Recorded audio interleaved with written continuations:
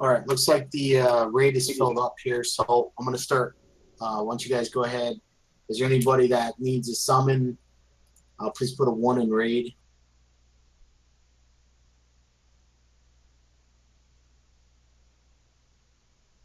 Once you guys go ahead, is there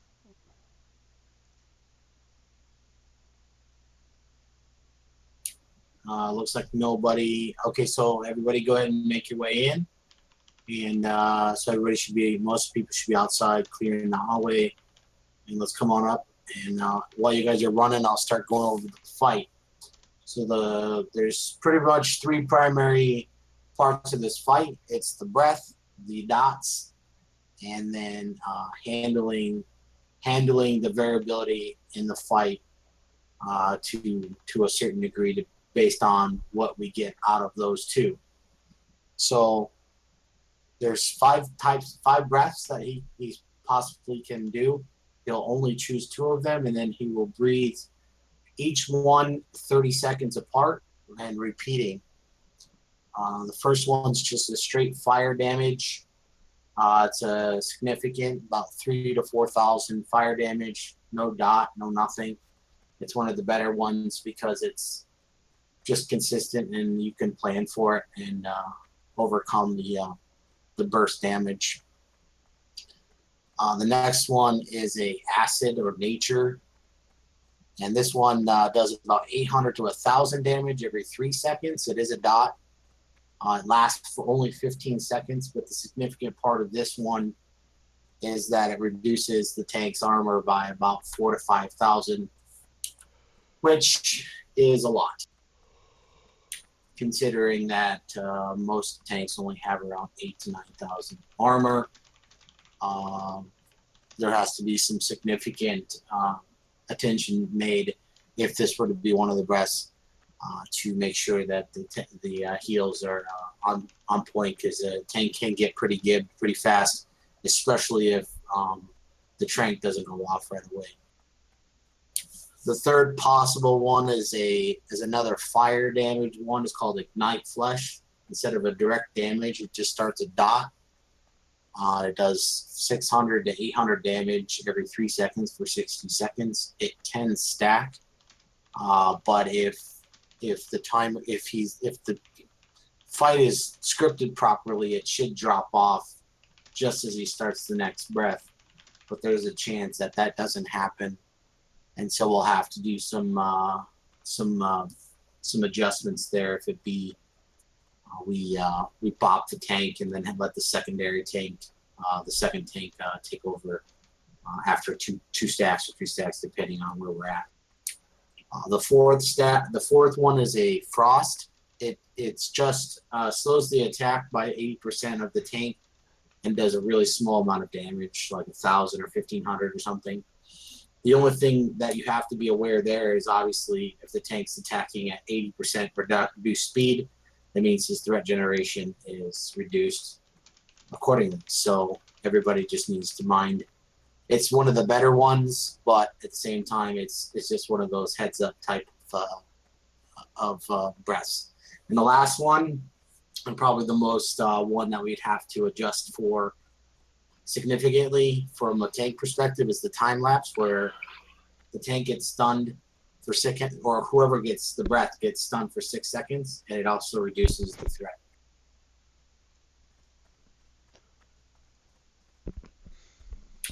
So the way I did this before is we had 3 primary healers on the tank, the main tank.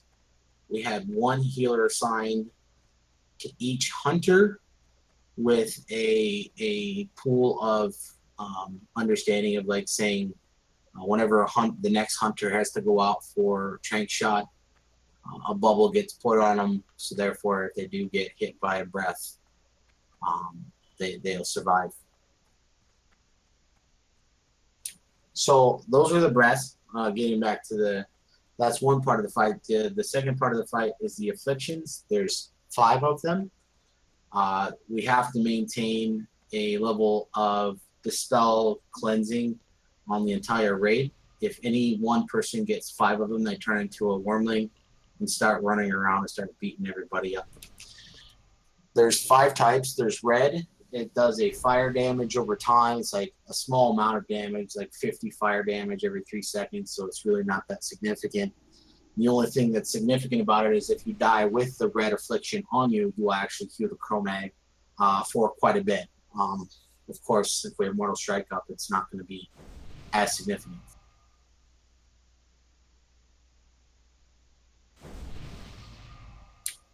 The second one is a green affliction, and that is a reduction in healing to the person afflicted with it. And it also does quite a bit of damage. It's about a 200 to 300 damage over after every 5 seconds until cleansed. The third one is a purple damage, and that increases your fire damage taken by 100%. And the fourth one is blue, which reduces your cast time by 50%, your movement time by 70%. And the fifth one is a bronze. Oh, and the blue one also leeches mana by a significant amount. So that high priority to get removed off of any mana users and casters and healers. And of course, the last one that nobody enjoys is the bronze. And that's the 4-second stun that can chain stun you. Intervals are random, so priority for movement is you definitely don't want to care about any purple on anyone that's ducked out of line of sight, because it's pointless to cleanse that one. The people that are going to be positioned with the melee, of course, you probably want to get any of them that have the dots on them just to reduce the damage over time on them, so you don't have to heal them as much. You can't cleanse the bronze unless you have sand. Those will be strategically placed in the hands of the tanks, the hunters, and the healers that are healing the tank, or the healers that are healing the hunters.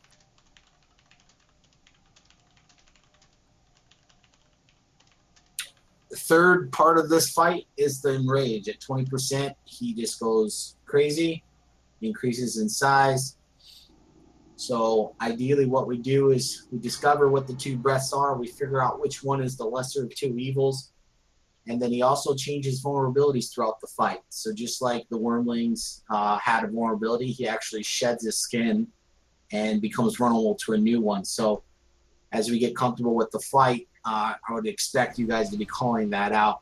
And what we try to do, it's not always best to try to line this up perfectly, but find a vulnerability that is ideal, like frost, and then push him into a enrage that way, right after a breath. That way we have increased damage off from the vulnerability, and that we just finished up a breath, so we have uptime on the boss for another 30 seconds.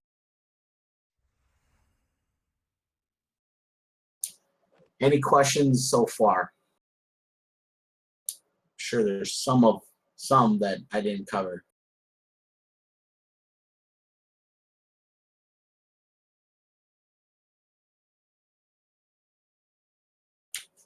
Yes, I did say if you do become afflicted with all 5 afflictions, you will turn into a mean dragon and run around and beat people up as an MC dragon.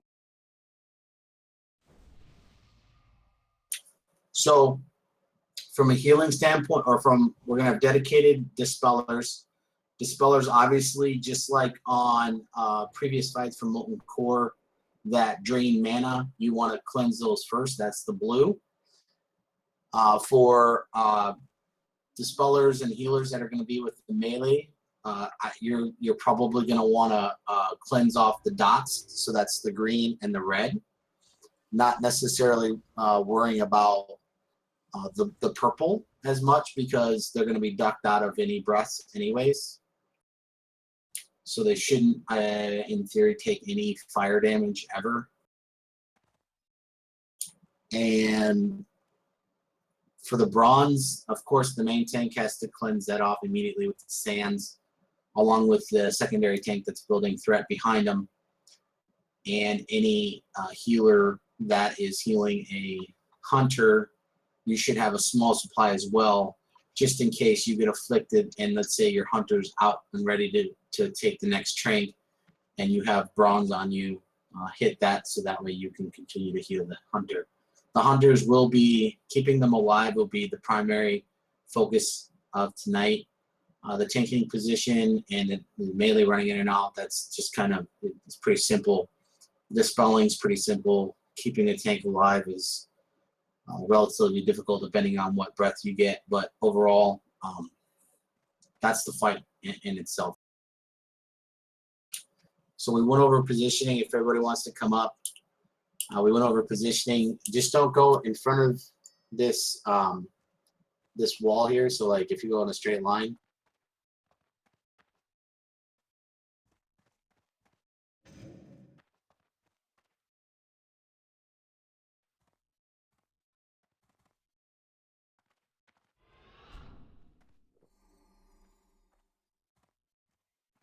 So this is where all of the healers that are healing the main tank and the hunters will be positioned. There's no time in the entire fight where you should ever have to take a breath and or be in line of sight of the boss. Hunters or DPS, ranged DPS, you guys should at all times be dodging the breaths, just like other fights where you have to kind of move in and out to avoid a casted breath. So the only difference being is if the hunter that's next on the trank shot and the breath's coming up, that the hunter has to eat that, which is why we need to maintain dedicated healing and continue to have sand in the hunter's hands so that they can stay out and trank as soon as he comes up. That's really the key. Is the hunters are on point and they stay alive, and nothing interrupts their ability to stay in rotation, then it'll go really smoothly. Melee, you'll be over here now. You won't pull the boss if you stay along this wall here. Your whole thing is this is your safe space here. If you need to run into the wall during breaths to make yourself, and just be aware with the bronze affliction, you can get chain stun. So I always advise with about, I wouldn't say no more than 8, because it's a 4-second stun. I would start moving out at 8 seconds. So you're just going to be bursty, and whatever healer and or dispeller is going to be over there with you, they're not going to necessarily have to move at all. They're just going to be able to just sit over here and out of line of sight and just dispel you and heal you as needed. And then you just duck in, tack them on the side. As soon as the breath starts about 8 seconds out, you should start heading back to the corner. Once the 20% enrage, I tend to just say stay out and burn them, and then just go all out, use all your defensive cooldowns, etc.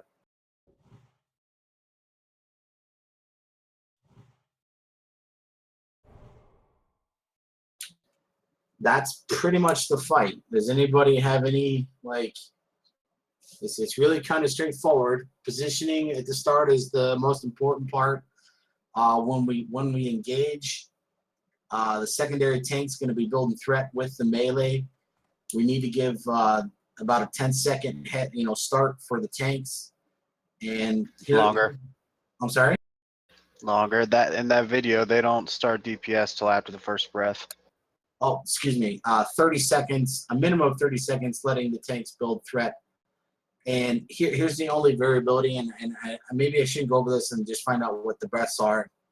But time lapse, if we do get time lapse, all DPS melee have to take the time lapse except for the secondary tank. The secondary tank will line of sight that, and the idea being there is I can't avoid it as the main tank.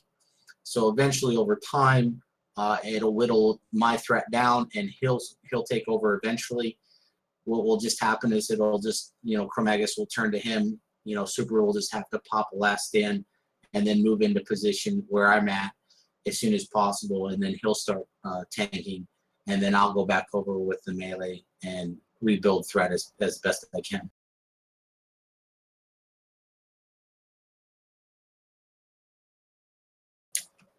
Okay, so with that all said, I want to make sure that the healing assignments, dispellers, everybody feel good about where they're at, what their assignment is. If they have any questions, please bring it up in your channels. I don't want to start this on the wrong foot. I'm trying to bring it up in the officer channel. I'm the one with questions, Emma. I don't see your questions. I'm sorry. A couple times earlier. Sorry. How many people do you want on hunters? I assume you won't. Let me make sure you understand how many healers do we have in the raid tonight? Dedicated healers. I believe we have 13. Let me double check. Okay, we need a minimum of 3 primary on the tank at all times. Probably 3 dispelling at all times, and probably 1 per hunter. We might be able to get away with 1 per 2 hunters, but I'm going to go on the safe side and say 1 per trank hunter. How many are we going to put in the rotation for the hunters? And obviously we got 5 here. It's going to be 3. Okay, you guys are just going to do 3. So whatever 3 hunters are in the tranks, we need 1 healer dedicated each. I would prefer to have somebody that can like bubble them, that can kind of absorb some of the initial damage in case they do have to eat a breath.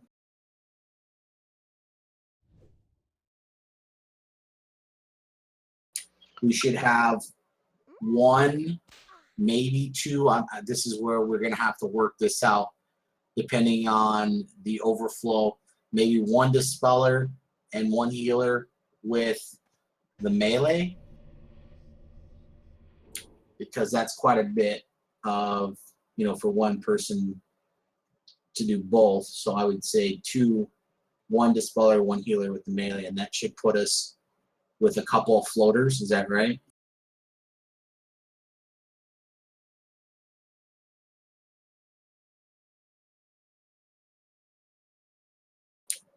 Okay.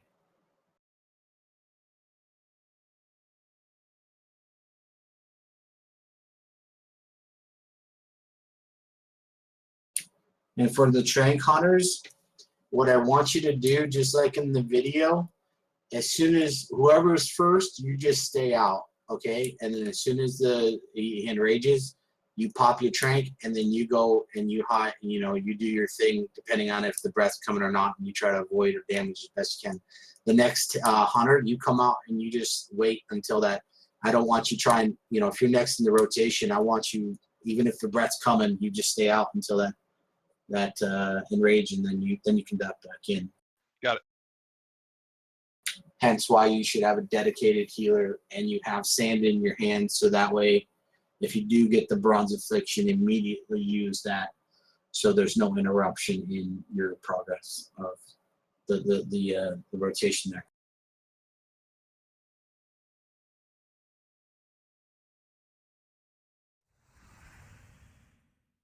Also, I wouldn't con for the first fight. Save your cons, because first will probably be a wipe. So save them. Yeah.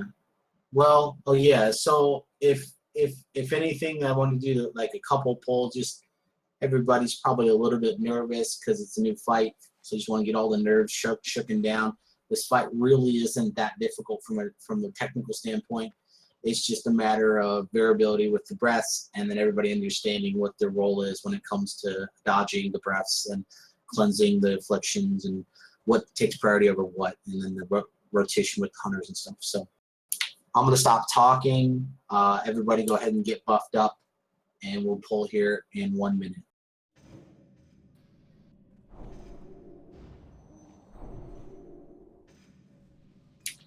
That's a good question. No, if we do get a time lapse, healers should not be high on the threat meter. It'll be the DPS that'll be on high on the threat meter. It doesn't reduce threat by that much, so healers should be able to not take the time lapse. However, if you are a melee range, or excuse me, if you're a range DPS and you're high on the range, definitely step in and take the time lapse. It does 0 damage to you. It's a 0 damage. It's just a stun. But the healers should never have to do that because they obviously need to be healing the tank.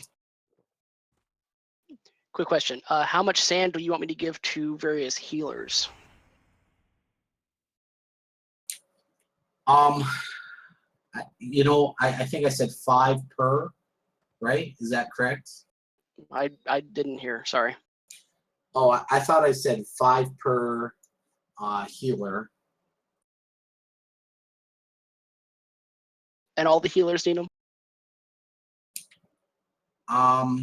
Right now, I think we should just stick with the hunter healers. Okay.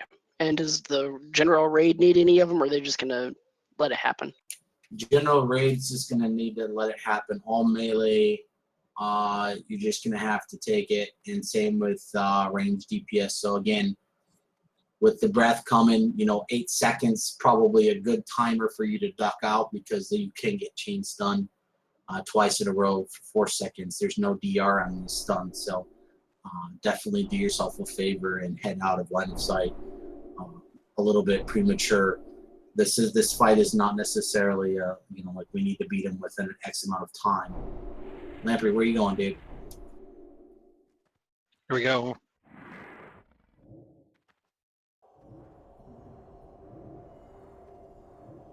Who pulled? Anon. This is Beersy. I'm stunned. I can't use my stand yet. There we go.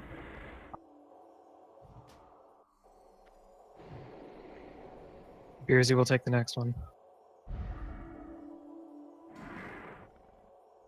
Okay, it's incinerate. That's a damage over time. Anon, you're next. Nobody should be attacking right now. We should be. I mean, for the first 30 seconds, nobody should be attacking with the tank. Second breath in 8 seconds.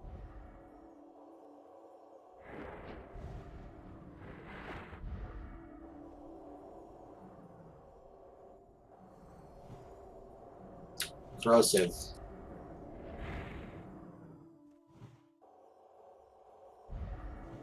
This is where the armor is reduced, so you got to do intense healing on the tank, as his armor is reduced by 4,000. It only lasts for 15 seconds.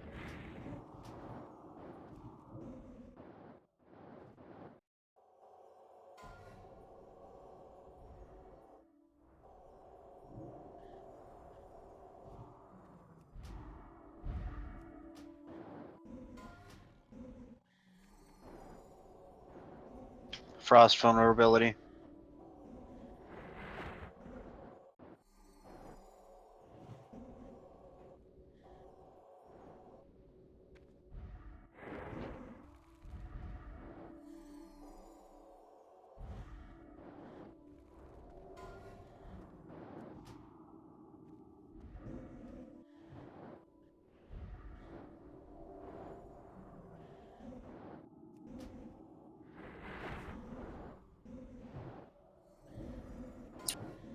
It's okay if we don't have time lapse. Then it doesn't matter if there's a second tank. It's really about never getting above the second tank just for every reason.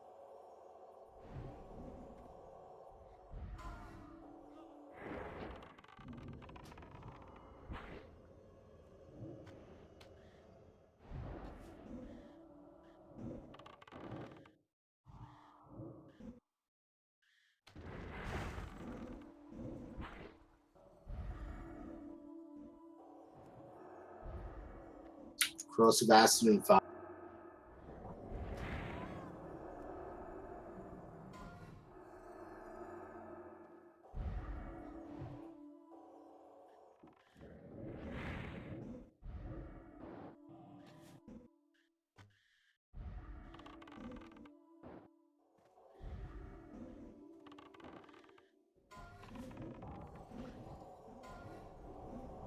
Incinerate in 7.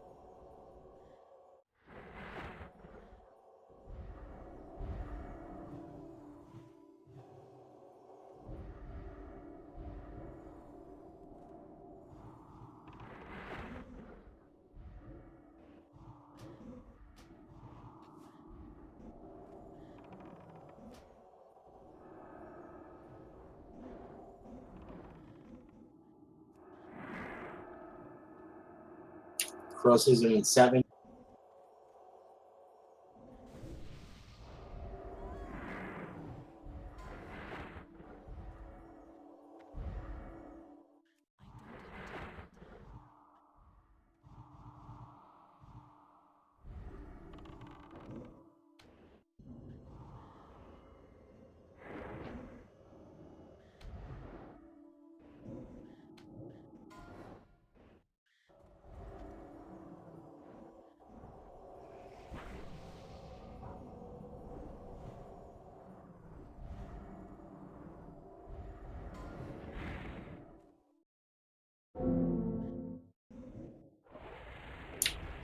super dead.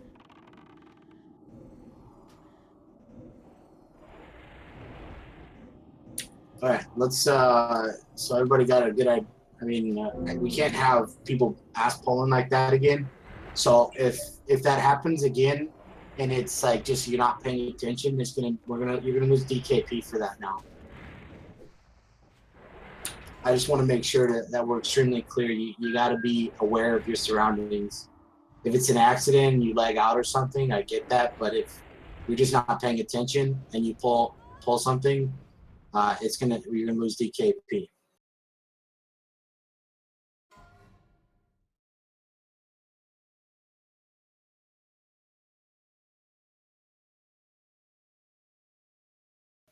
Does he reset? Yeah, you're good. Yep. Oh, what the fuck? No, he's not reset.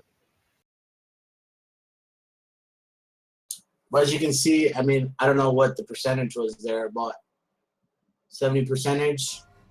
Looked like we had, I don't know, 5 or 6 people die probably from the breaths early on. So I'm not going to call it out. If you guys have a deadly boss mods or some kind of timer mod, it definitely has it on there for you. So you just need to be paying attention. If you need it to flash at you at 7 seconds or whatever, you know, that's going to be on you. We can't be calling out every breath all the time. So for the healing for the melee, I think I said two healer, not 2 healers, but a dispeller and a healer over there. Melee should, if need be, if you don't have any dot afflictions on you, definitely use bandages and stuff. This isn't a race. This isn't like a sprint. So you can, like other fights, like Fireball, just stay ducked, and then heal yourself up.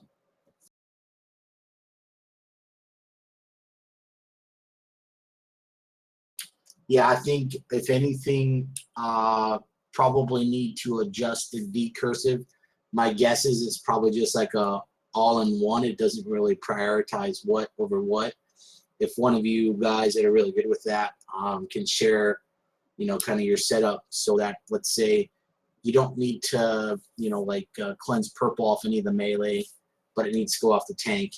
You don't need to cleanse off the red right away, but you definitely need to cleanse off the green on the tank. You know, and the blue obviously is high priority for all mana users to immediately get removed. I don't know how detailed decursive is, so I don't know if you can, like, it can tell you what is what, so you can just click as you need.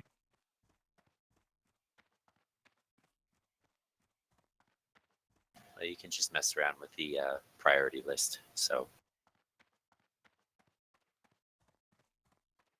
you'll see different targets popping up at the top of your list when people get debuffed. My question is, even though it was kind of a weird poll, did anybody feel like they didn't understand what they needed to do? Seen a lot of melee dying. I don't know if we had a healer. I don't think we had a healer over there, but We didn't have assignments because the ready check hadn't gone out yet. We were not ready. Right, Yeah. right. That's what I mean. Like,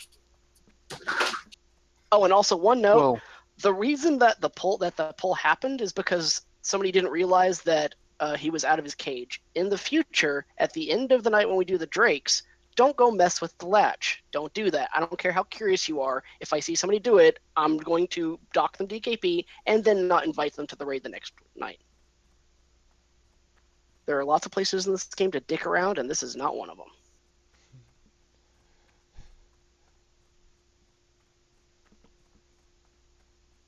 I couldn't really do extra healing because I had to watch chat so closely to see if my hunter was up.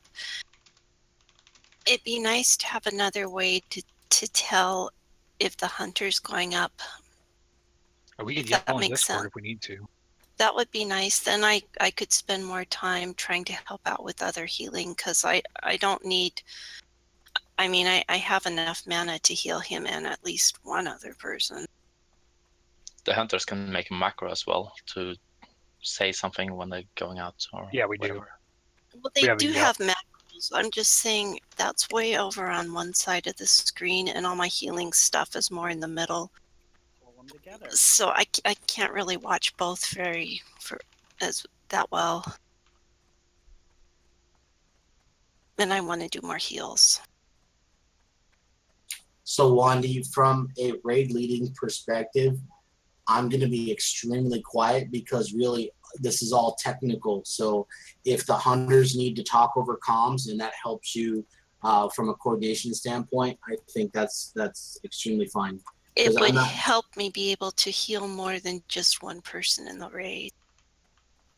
So we're not going to do anything. We're not going to call out timers or anything because everybody should have timers at this point. So it's going to be on everybody to duck out when there's 8 seconds left of breath. And so really the only communication on the comm should be like tanks talking to each other and then hunters talking about the rotation. Do you need a priest for each one? Why not just have one priest for all 3? If their one job is just to heal a hunter, they got 3 people to worry about.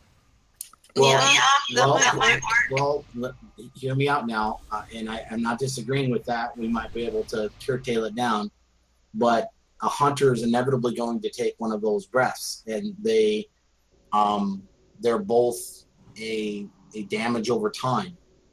So if we want to say we assign one healer to all 3 of those, let's say 2 hunters get a breath, then that's going to be a lot of stress on that one healer. Never mind that they're going to have to cleanse, keep them all the stuff off of them as well. So. Well, I have an idea. How about we just have Wandy and Gug take care of the hunters for now, and if you have a problem, call and Glacian as your backup. Okay.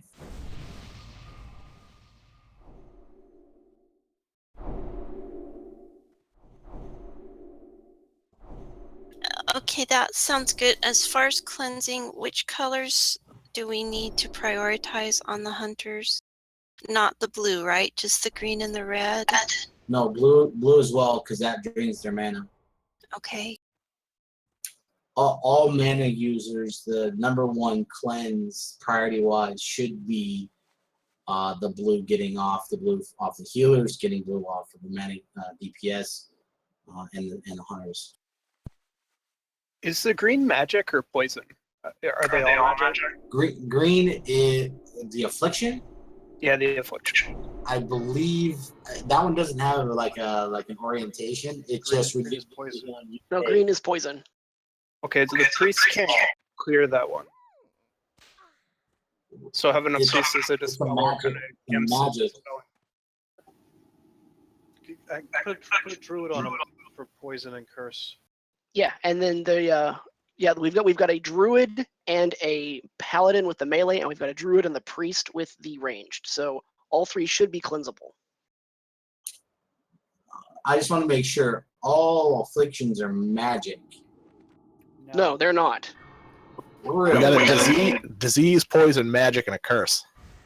Yeah, there's all slap me so they can call me. According to the interwebs. Okay, well I'm wrong there. Okay, then yeah, obviously what Endurus just said, follow that.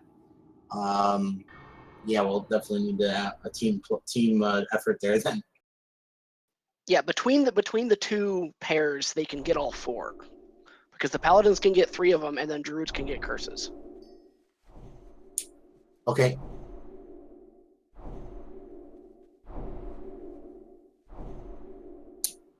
Super. When were you getting those stacks? Were you getting those dots stacked over time? I don't think so. Like the ignite, I think it was the ignite flesh, right? And the acid, right? Yeah, it just looked like one. I could be wrong. Okay, so the ignite flesh didn't stack to 2 stacks. I don't think so. All right. Well, obviously I'll find out here, but so the first 30 seconds nobody attacked except for the 2 tanks, and then DPS go as normal. If the 2 if the two stay consistent, then the acid is really where there needs to be some emphasis on overhealing the tank, because he's going to be taking massive. I'm going to be taking massive hits because of my armor reduction, and the dot it only lasts for 15 seconds, so it shouldn't be that bad. And the Ignite Flush is probably one of the most ideal because it's just a small dot over. It's not small. It's 600 damage every 3 seconds, but in the grand scheme of things, it's one of the better ones.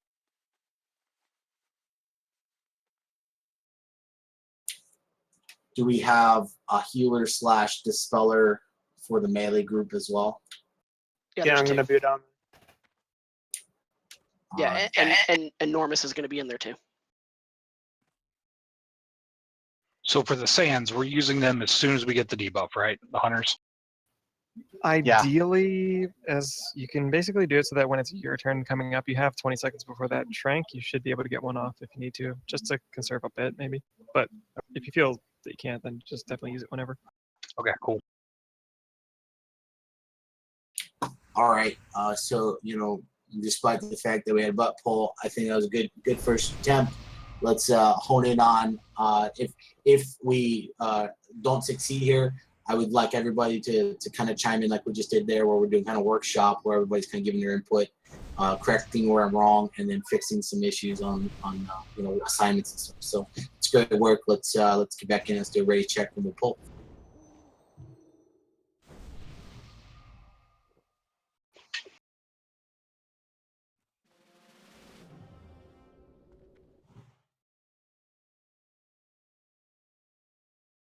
Curious to see if he'll have the same breaths. What do we have? Incinerate and something? It was Ignite. It was Ignite and then Acid. We'll find out this time. All right, Beersy's the first hunter out. Yeah, I thought it was Incinerate. Okay, we're all here and ready to go. Yeah, I think Ignite Plus is Incinerate. Sorry. Here we go.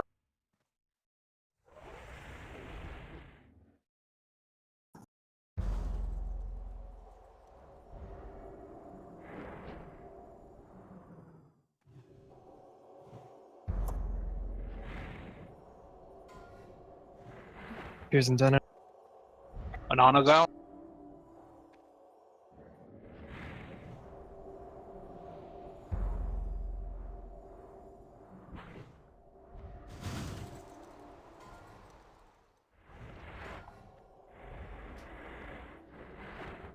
A Ben's out.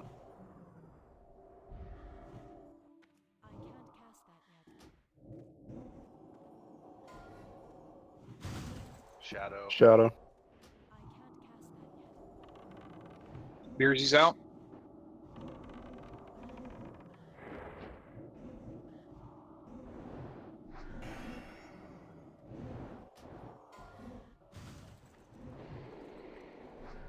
Pearson's done, and on next.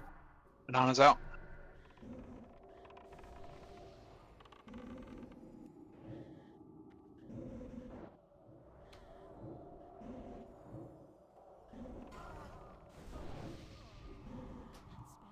A Ben's out.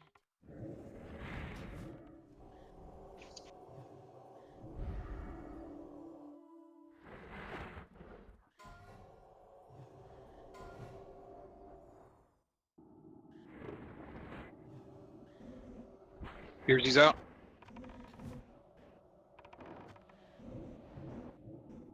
Shadow again.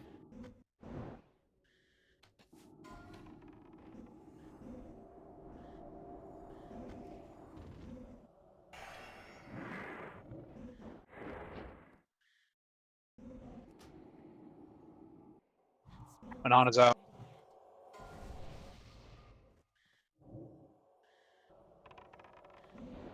The Ben's out.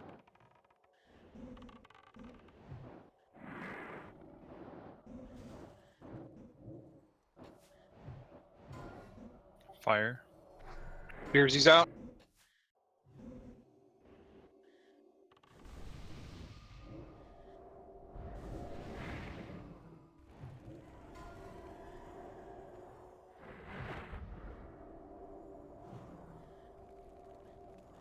Anana's out.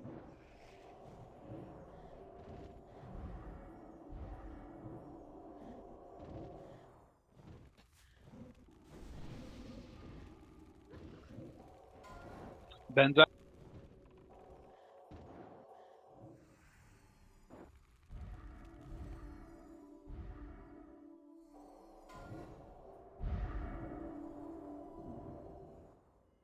Beardsy's out.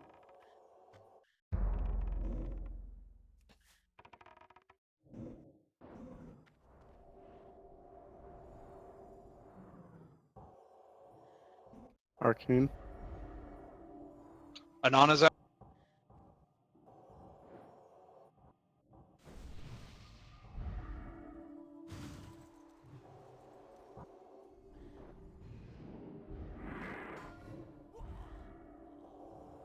Ben's out.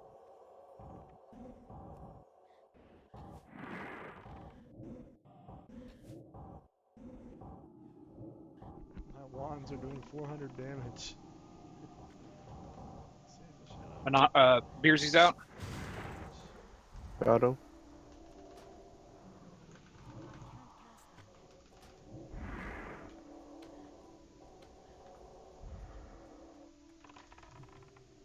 Anana's out.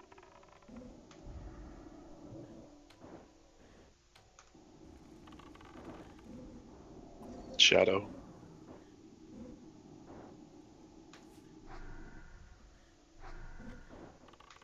Ben's out.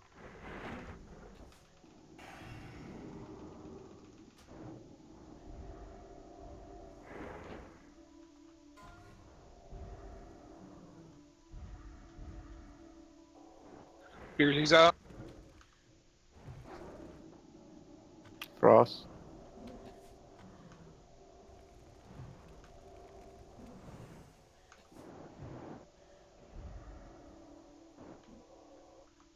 Anana's out.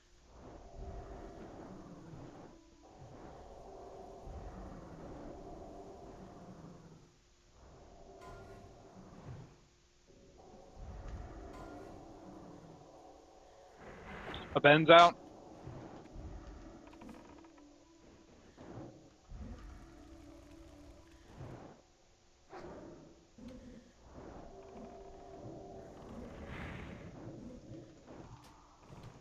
Beardsy's out.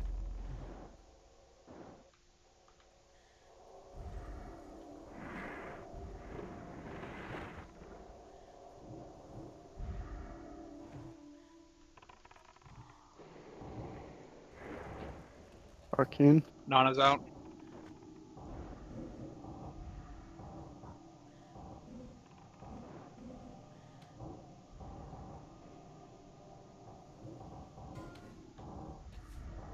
Ben's out.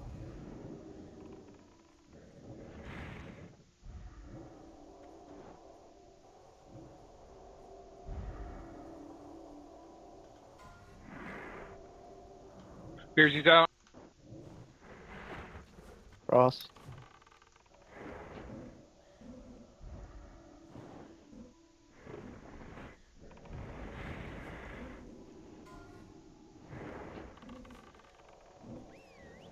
Anana's out.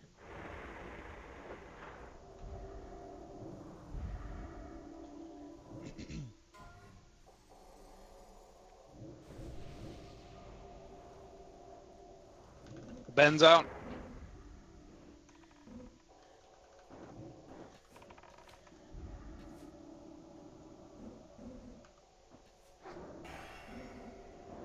Okay, easy on DPS. Easy on DPS. We're gonna do corrosive Beardsy's out. acid.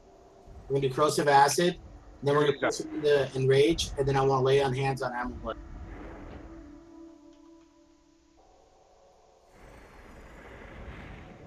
Okay, push.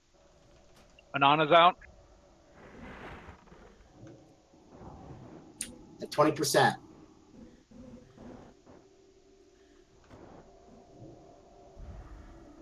Ben's out.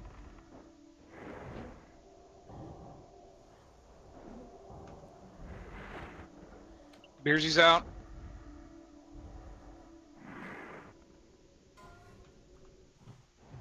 Beardsy.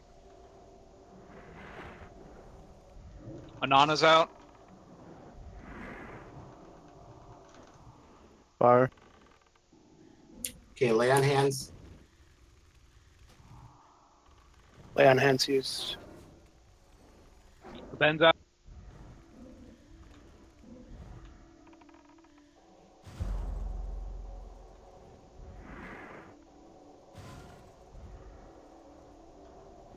Shield wall's up. Cooldowns, Bearsy's everyone. out. Bearsy's out.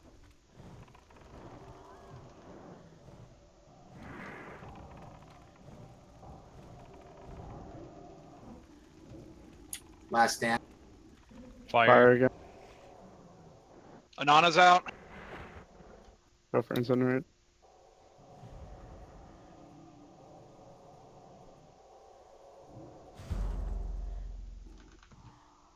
A Ben's out.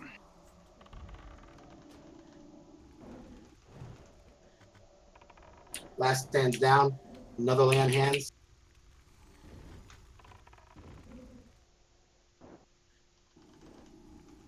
Bearsy's out.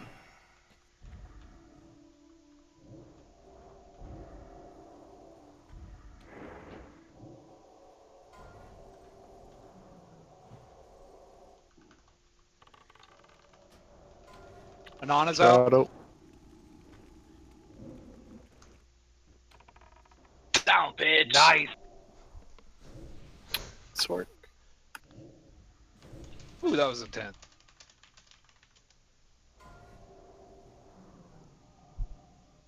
Technically, that was the first try because the first pull was an ass pull. Now we gotta deal with this bronze bullshit the rest of the raid. I'd point out that I called Hunter Mage earlier. Just 8 minutes.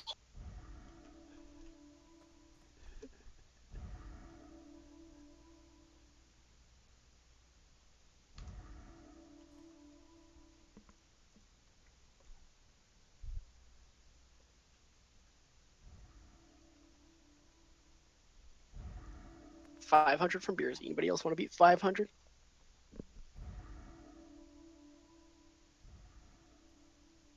Dragonstalker's Balder is going to Beersy in 3, 2, 1. Grats Beersy.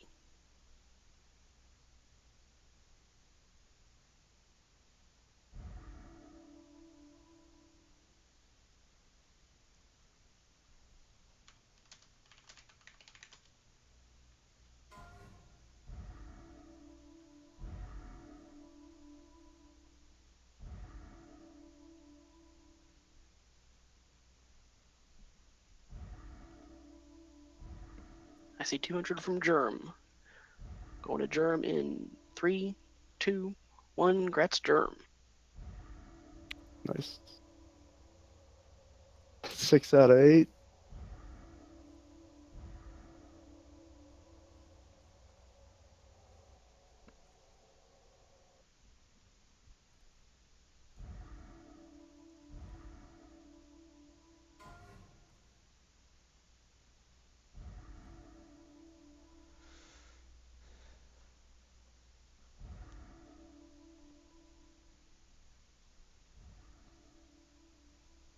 I see Carissa for 20. Anybody else want to bid? All right, 3, 2, 1. Grats Carissa.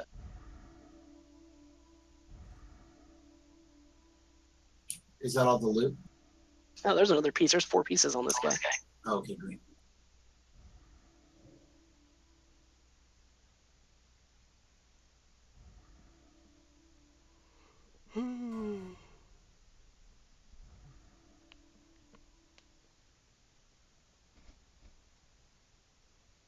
All right, I see Ziria for 20. Going in 3, 2, 1. Grats Ziria.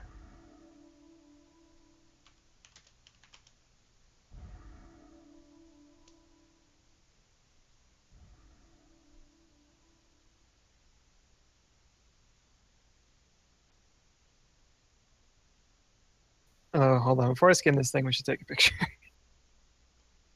That would totally be a thing for us to do. Like, I've done that before. That's why I brought it up. Oh, is it you who did it to Vale? Yeah.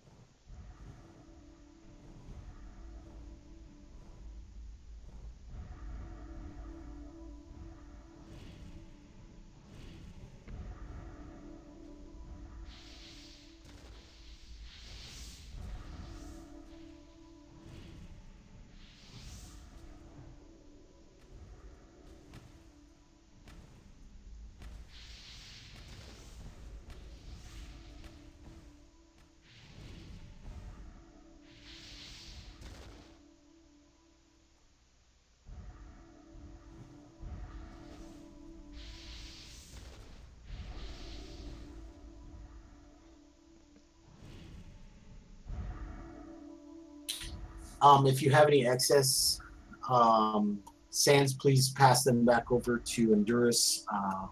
Don't necessarily have to do it now, but please send them back to Endurus at some point so we can regather them and distribute them accordingly. I think it worked out well the way we had it set up today. So if you guys have any feedback on how we can make that better, let me know. Endurus, would you prefer the hunters just hold on to the ones that we have since we're awesome when we show up? Yeah, anybody who doesn't feel like they're gonna be back, just mail them to me. Yeah, obviously if you're gonna show up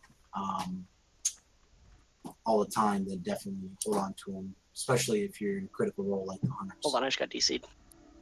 Let's say you're a priest and you may not be able to show up next time. That's just thrown back. And don't forget, somebody was saying in Raid Chat, but if you have your Oni cloak, put it on. If you don't have one, let me know. I was just about to say that.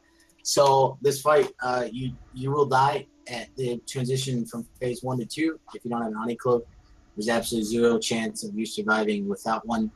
I think we did bring a couple of extras, but again, we have a form with a Google sheet that where you can sign up for one. So please don't use any excuse. We definitely have the mats and the extras to hand out. I have 2 ones made on Beersy, and then I also have a bunch of scales on me. So if you feed me some Ember, Silk, or whatever the hell they are, cloak, Cindercloth, I can make a couple more. If you don't have a cloak, open a trade with Beersy, because we don't want you dying here, especially if you're healer. All right.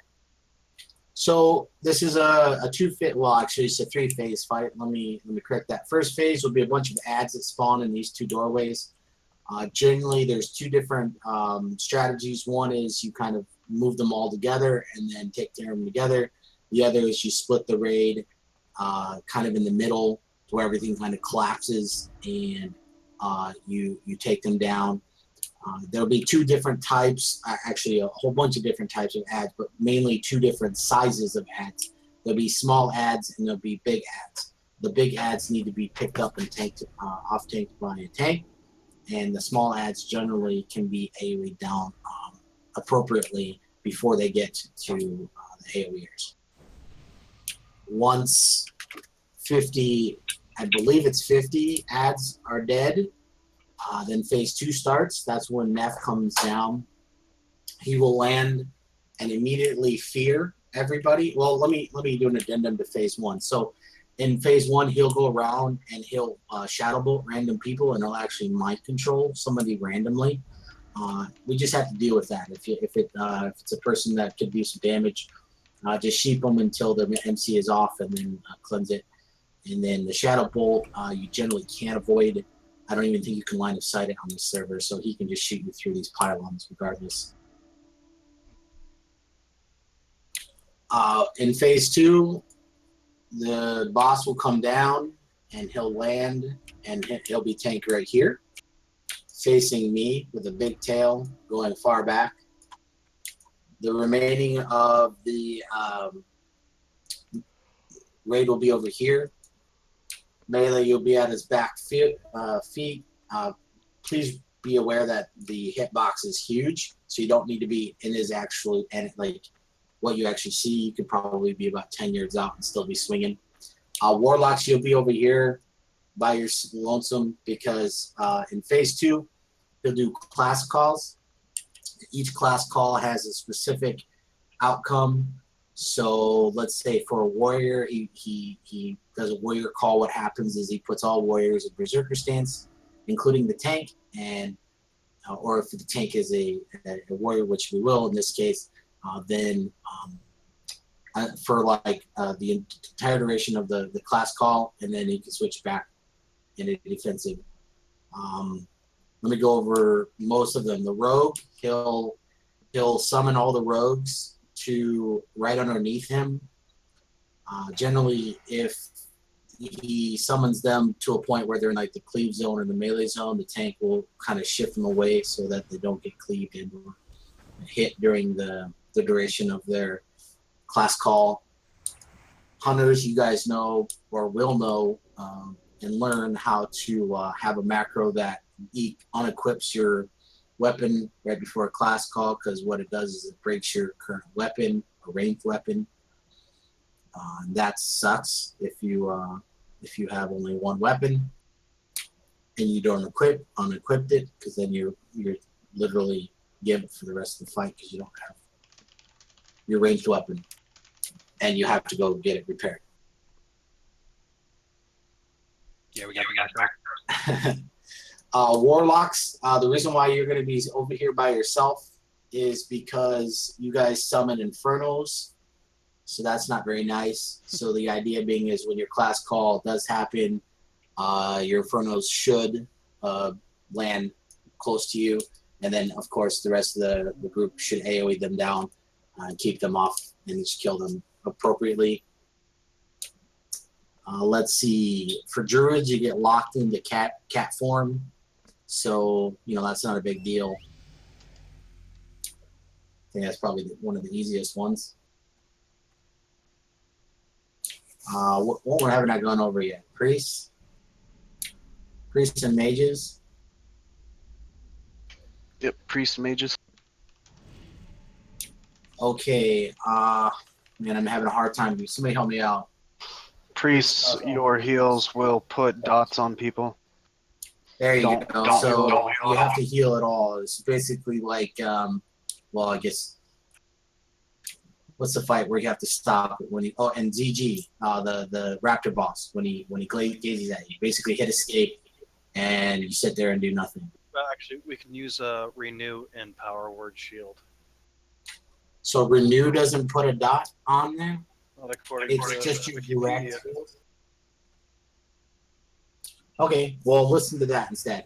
And then the last one was the mages, which is the mages. Mages just spam polymorph on people. Okay. Well, just cleanse those off, and if it happens to polymorph the tank, obviously that takes priority over all other dispels. So that's phase 2. He'll do random fears. It's not necessarily random, it's generally on a timer. So if we just want to keep a fear ward up on the tank and then we can dance it, we can communicate as such. And then at, I believe it's 20%, correct me if I'm wrong on that, around 20%, all of the skeletons that are from all the mobs that we killed in phase 1 come back to life, which is why I think you probably saw some people linking their Stratholme Holy Water, because it's pretty hack if, like, say 10 people have that and they all throw it on the pile.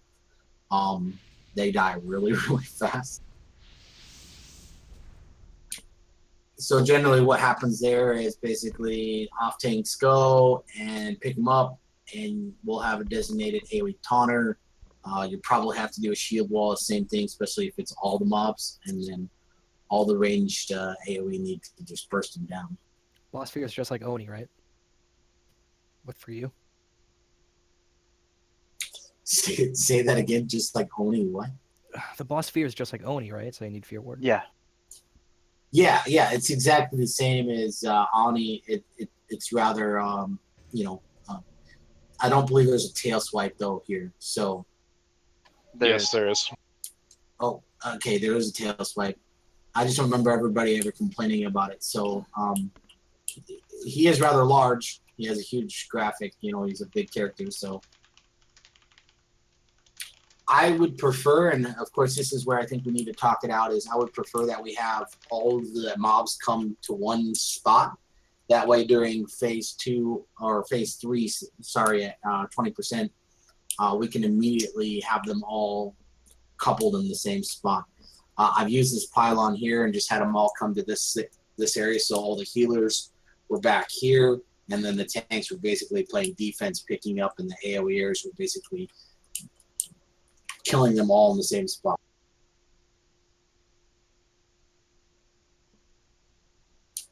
Any thoughts on that?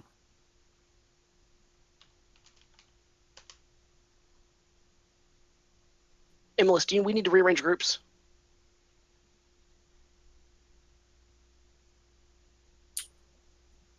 No. Okay, we're good? Yeah, groups looks fine. Is everybody lagging out, or is it just me? I think it's just you. It'll be like one of those like where everybody like runs in fast motion for 45 seconds. Oh, there it goes. Whee!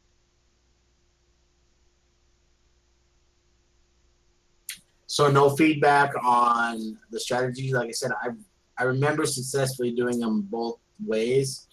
I just want to know, like from a logistics standpoint, I've always seemed to feel like we were more in control when we had everything going to the same spot.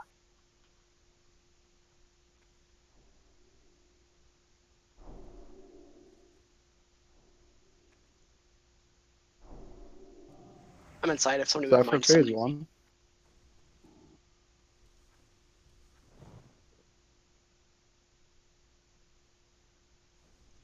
All right, so why don't we have all of the healers and all of the range over here?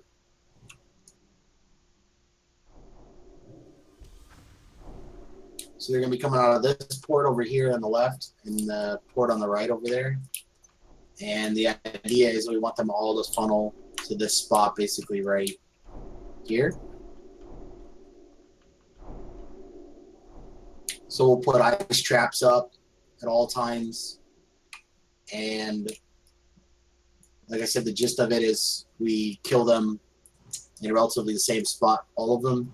And then that way when they pop back up, hunters just be on your toes with when we get to when we're in phase 2 and we're getting to 20%, throw down your ice traps again and your slows and stuff. That way when they do pop up, they don't go around killing anybody.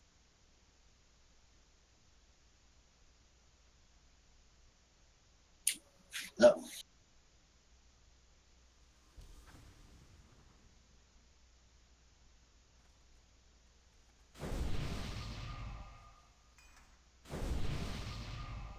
DC coming right back.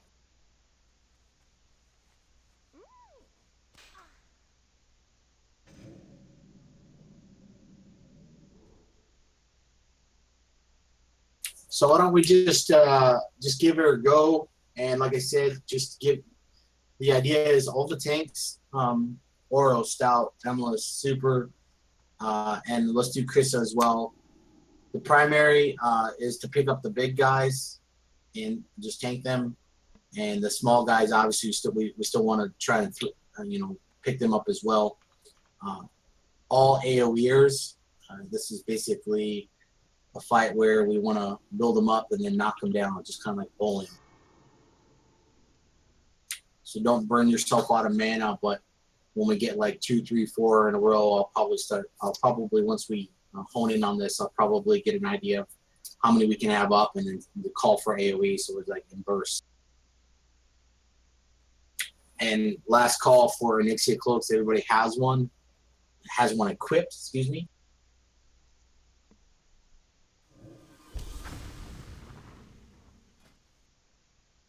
Okay, once again, Nef will just port around and shadow bolt people in the face and mind control somebody. So just CC that person, and all tanks will be picking up ads as they come. I generally want all the ads to die like in this area here. And specifically, where do you want hunters dropping traps? Right here in front at all times. Because they're just going to beeline it for the healers. Right. The healers will be right here. They come out of both doors, so you might want to trap. Yeah, They do. So some there, and then the idea is to get them to path this way on this side of that, not on this side. So everybody has to stay tight. My guess is I'm just looking at like if I'm taking a ruler, they're probably some of them are going to come around that other side, which is probably not what we want. So maybe if all the healers stay like relatively, I don't know. I think we just need to work this out. Want me to start it? Yeah, let's start it up and just get a good feel how it goes. Like again, the big guys will come out. You need to face them away. And off tank them tanks, pick them up. All other little ads, pick them up as well. and then let's start off with just the tanks picking things up, and then I'll call for AoEs and see how that goes. If you guys don't slide to the left, you're gonna get mobs on the right side of the pillar. We don't want that. Right. So the idea is like you guys stay kind of in this section here, and the hope is that none of them get to you. Inevitably, I think some of them probably will, but we'll work on controlling that. Hey, Emma. Go ahead.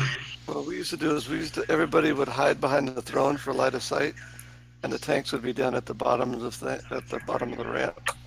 Yeah, that's kind of where my brain is right now. So if we have to tighten it up even more, I'm absolutely on that. That's actually the strategy we used, and I think that prevented MC as well. Yeah, and then that way you could dance back and forth out behind the throne. For the let's do that then. Yeah, if you guys all want to hide behind the throne, you can still line of sight the tanks, and the tanks will be kind of playing. Like the movie 300, we're just going to be right here in the roads picking everything up, and you guys will be AoEing them down. So let's tighten up the ice traps to kind of this like cone here. Let's say about 130-degree cone starting from the corner to here. More than anything, they're going to be beelining it straight from here to there. Tanks, be aware that all the healers are going to be up here on the throne. So don't line of sight them by going past this pillar. So stay aware of your surroundings so you're not going out and being out of line of sight. All right, let's fire it up and just get the nerves out. We are all ready. Let's see this guy. Sounds good. Hit it.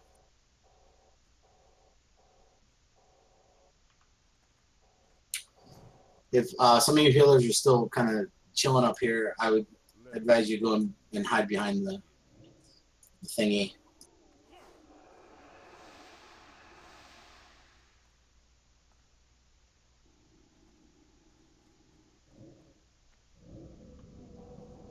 So no AoE until I call.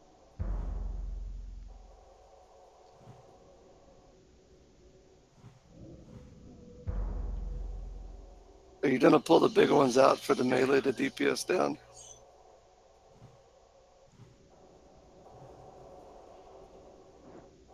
Okay, here we go.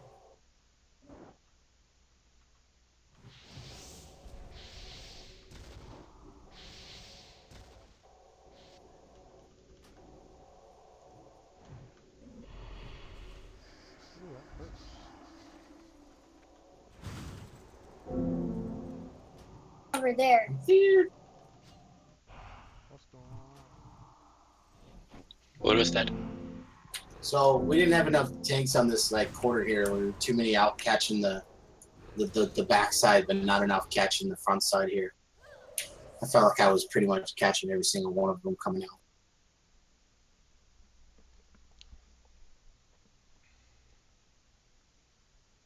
Girls. I believe we have somebody with the stone, right? I heard. Yeah, I was just making sure it was alright to use it.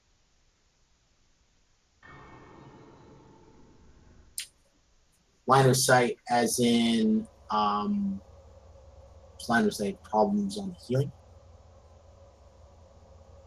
Yeah, LOS from tanks to healers.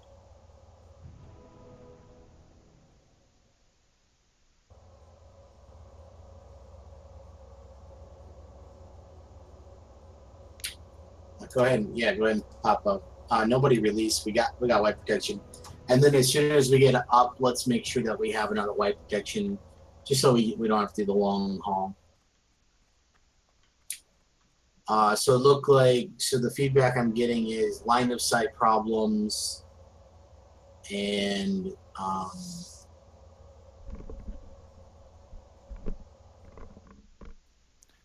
Emma, could we just go between the two doors and then just have everything come to all the healers and the AoEers, and then you guys can just pull the big guys off to the side? Like, completely not be anywhere near the throne. I couldn't even see shit.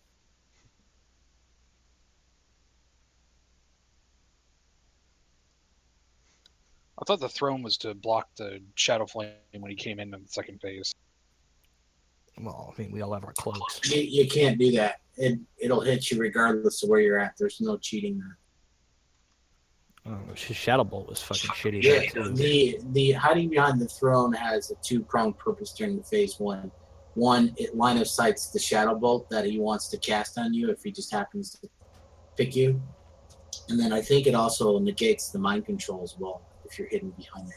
But it's like it's not a permanent structure, so you can actually cast through it. Correct me if I'm wrong on any of this, please. You used to be able to line of sight with the throne for Shadow Flame. And that's it. But I don't know. I was still getting hit by his Shadow Bolts no matter where I was. Shadow Bolt should go everywhere. Yeah, I was getting nailed by that thing, so I don't see a purpose of the throne. Plus, everyone's just complaining about the camera angle, and I don't even know what the fuck I was AoEing. So the second idea is everybody is over here.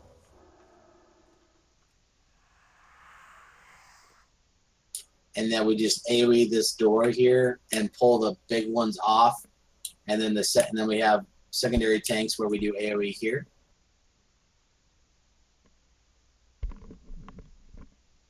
Sounds like That's how I used to do it. We used to just kill it right as it came out of the door. Like we always had a trap up, and we would just destroy them. Yeah. But there's two sides. Right. We'd split the group up, and we'd have 20 and 20. Why don't we just come here, where I'm jumping, and then they'll just come to all the healers that are standing here. Yes, that's a good idea, but at the same time, if any of them get through, then it compounds real fast. The big guys? Not just the big guys, just the overall. No, but the small guys don't do anything. Those are just like AoE. Yeah, they can start to do things. They all have different attacks. Like so, some of them have frost, some of them have fire, some of them have nature. I think there's only two of them, right? I think it was. I thought I saw frost and fire. Blue and green, so we had stun and I believe slow. The stuns are the big guys, I believe. Come in front of the throne for buffs. Like I said, I've done this like 6 different ways. I remember doing the throne version. I remember doing the split version. I remember doing the funnel version. I just want to figure out a version that's going to work for us consistently. So if we have to go through a little growing pains here, I think that's okay. As long as everybody gets their feedback in, we figure out a process that's repeatable.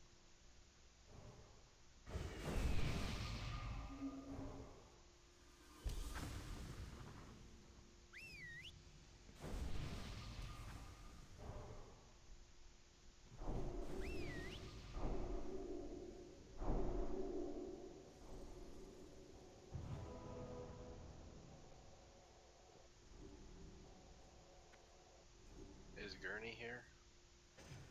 Oh, I'm almost there.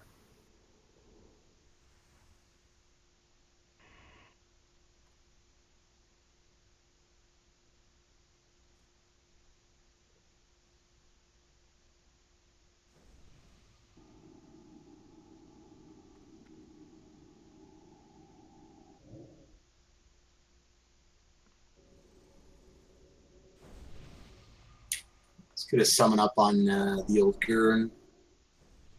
Oh, thank you. So how about this? I've done this, and it worked really slick for one guild I was in for a long, long time ago, and it was very consistent. So we had all the healers here, and all the mobs would come at this corner, so we could basically trap them in the corners, and we'd have ice traps and this corner over here, so they'd all funnel inside. They wouldn't run outside, so you'd have to be like right here on top of this thing.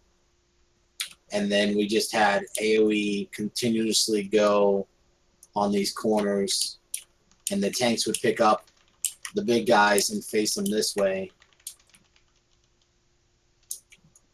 And then we had a sign. So the first big guy, like let's say we have 3 tanks on both sides, I would pick up the first, and then Oro would pick up the second, and then Chris would pick up the third, and then we just rotate that. This seemed to work really well because then like you're funneling them. What do you guys think? This seemed to work best for me back in the day. But. Just ignore the small ones then, and just focus on the big ones. For melee, I think it's imperative that you just you kill the small ones because they're easy, and then as soon as a big one's out, yeah, you switch to the big one and take them down. You don't want too many big ones spawned at a time, though. Yeah, the biggest thing for melee is just to stay alive. So let's do this, okay? Let's do Stout and Krista over here. Let's do Oro me over here. And Super, you're going to be playing zone defense. In case one of them gets through, you pick it up and pull it back into the route.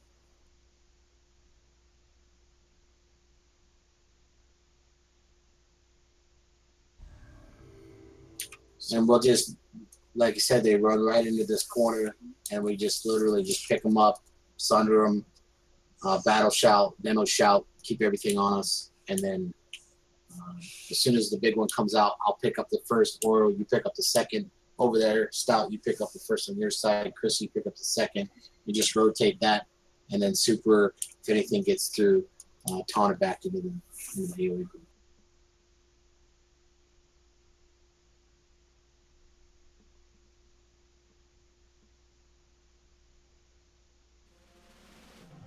All right, this is a raid check. I think, again, feedback is ideal here, guys. So if you're coming up with a new idea or thought process, let me know how this goes, and then we'll go from there. Big trap started. Traps.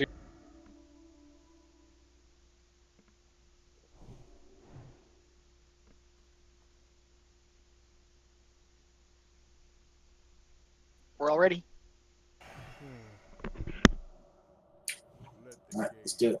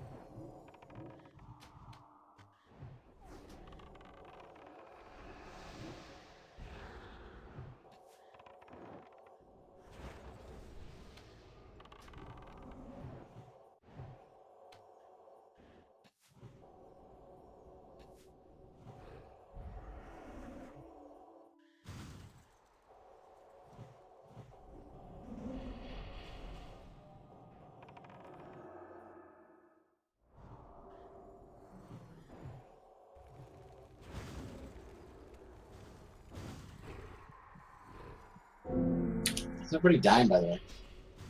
Most shadow bolts. It's like an AoE shadow bolt. Yeah, Serious? Yeah, I don't know what that is. I don't remember that.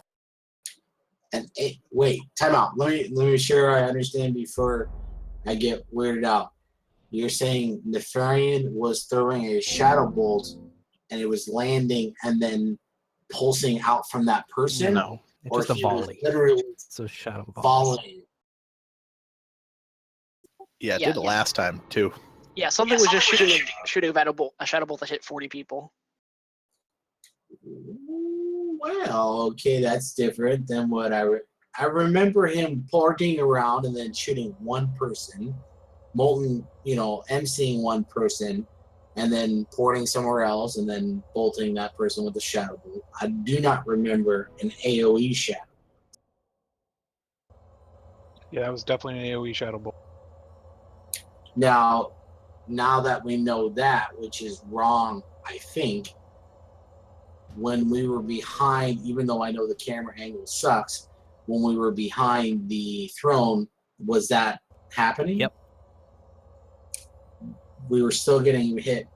Everyone was still getting hit by the shadow bolt volley behind the throne. I mean, I don't know. I think so. I mean, I was shadow warding behind it, and I was still getting hit by it, from what I remember. Yes, we were getting hit by it behind the throne.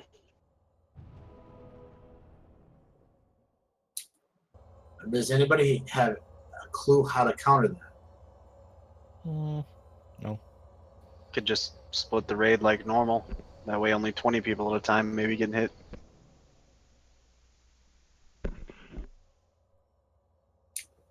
Let me ask this: before we got to a point where everybody was dying from a volley of shadow, how did it look position wise? Did it seem a little bit easier to get everything cleaned up and tanked? And Other than that, it was fine.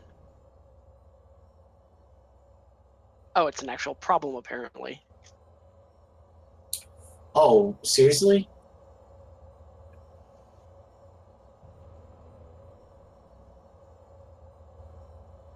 Is this like a new bug that just arose from some random stuff? I don't know. I'm reading the thing now. I posted it in chat though. These are from March, dude.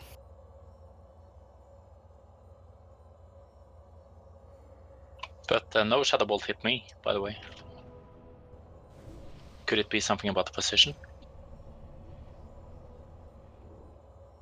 Probably. I don't know. People are like trying to explain this in this thread that I just don't feel like reading.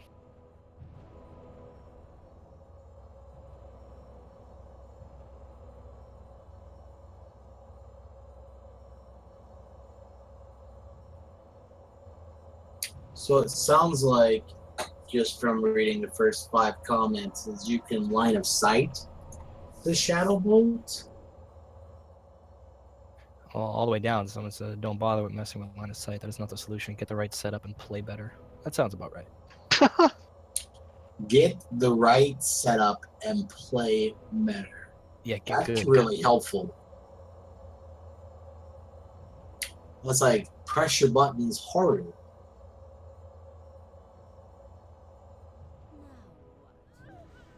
Can you line of sight the shadow bolts with the pillars? Probably. It just depends. He ports to random areas. Like he moves around, I'm pretty sure. So Well, we can put a big box on his head, and then we can just kind of pay attention to where the box is at. But here's my problem with that. Let's say he ports to the more than likely 25, 30 people clumped here. And then what the F do we do?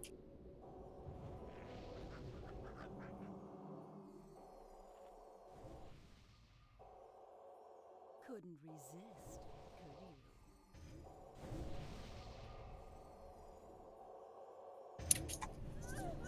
you? You can't mark them. I just did. What are you talking about? Not in phase 1. The mark falls off. Oh, you can mark them. Yeah, sure. No, it becomes untargetable. Oh, okay. I see what you're saying. After the start, like that just chops off. Well, that sucks. Yeah, he actually changes his character. That entity there disappears, a new entity appears. Someone One said that. second. He seems to be doing the same debuffs as Chromag. I kept getting my mana drained and also taking frost damage. So that what you're probably feeling is a ad. Those ads come out and they have kind of the same logic as Chromaggus. Some of them can do the affliction types, so frost, fire, nature, stuns, etc. Yeah, the blue ones, I believe, do the. well, that. if our healers are getting their mana drained, that means they're getting way too close to him. So I don't know what to do. This is. Well, my primary concern is not. I mean, I think we can work on keeping the ads away from the range and the healers. My concern is that shadow volley that I don't ever remember being a volley. I just don't understand how that we can combat that. I mean, I think we can take Pig's advice and split the group up into 2 two different sides, and then see if that mitigates it a little bit. But I can't imagine, if 20 people are taking, let's say, 2-3K damage from a shadow volley, and I don't know how often he does it. That seems like it's recoverable. Yeah, most of the videos I'm watching have the group split up. I mean, this is a workshop here, guys. I mean, I'm just happy that we one-shot Chromaggus. So for us to just start working on this is a reward to me. Well, if we split in two, we also get the advantage of having people get farther away from them, so they don't have a chance to get the mana drain. Yeah, definitely.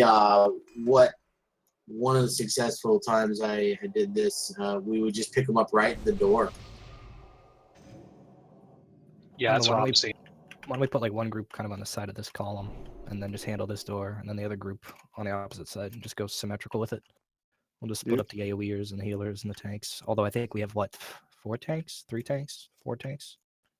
We have 5. We got Krissa, so we got 2, 2, and 1, and we can probably have Itzy if we really need to play It's defense. your call how many we want to put on each side, I guess. But if we split it up to sides, I would definitely go 3 tanks. That way we can have 1 tank pick up the big guy, and just have 1 tank always picking up the big guy, and the other 2 tanks picking up all the small.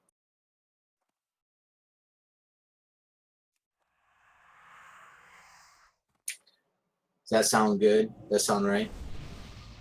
Yeah. That sounds right. Okay, so we're gonna go. Well, that means we might have to rearrange groups now. Well, our healers are split evens and odd. We've got 6 on the left and 7 on 6 in groups 1, 3, 5, 7, and 7 in groups 2, 4, 6, 8. Maybe it's easiest if the class leads tell which people should go on which side. yeah, let's not fumble with the groups too much because I just want to see if this is even a viable option, and we can just see if it's a little bit cleaner. And we'll just tell each class where to go where and what side to go on. If you want to do it that way.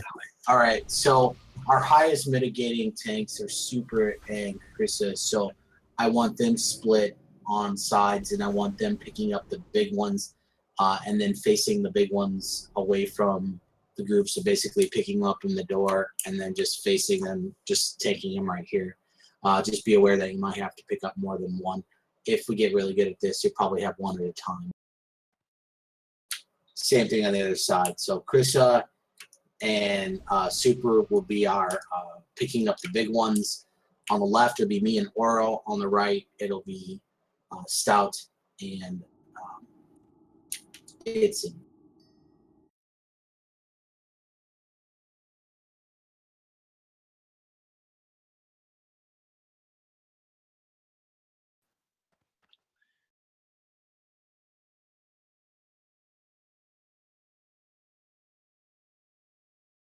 I think Gambler's disconnected.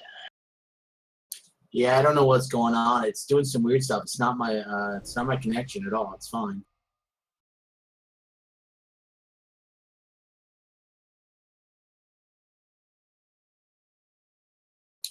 So does anybody understand? Oro and Emilus on let's call it left and right. Left being the closest to the throne. We'll be picking up the little guys, AOing, and then let's split the melee DPS as well.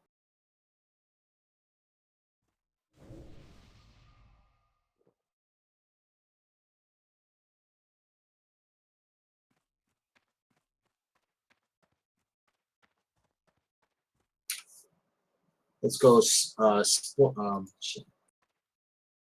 Did you see what Plump just said? That there is a way to avoid the volley. You have to line of sight it, but Yeah, that was my theory. Is you can line of sight using the pillars and just figuring out where he's at, and then just adjusting yourself so you don't get hit by it.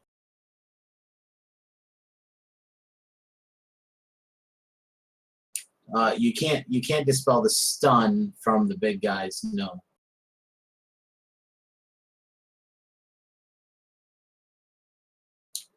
But like I said, we have dedicated tanks specifically for them.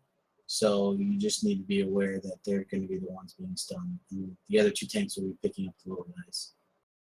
And when you try marking it again, I heard it got kicked off, but let's just try it again. Okay, yeah.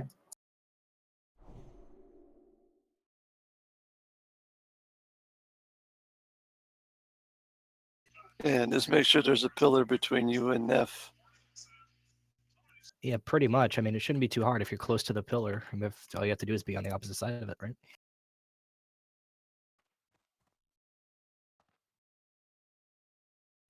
Healers might not always have that luxury, but DPS certainly can do that. Yeah. All right, looking at the groups, does it look like we're split pretty evenly? I want to... Yeah, it looks okay, but let me do a heal assignments before you go any further with anything. Yep. Melee, doesn't look like there's too many of you, so split yourself up evenly. Crystal Vestige. Not many of you today.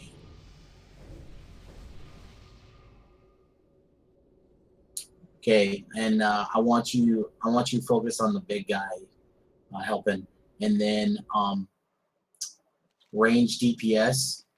I don't want you all AoEing. I want some of you AoEing and some of you focus firing the big guys. So probably, let's say the mages do the AoEs and the warlocks do the direct damage if there's a big guy up. If not, do AoE.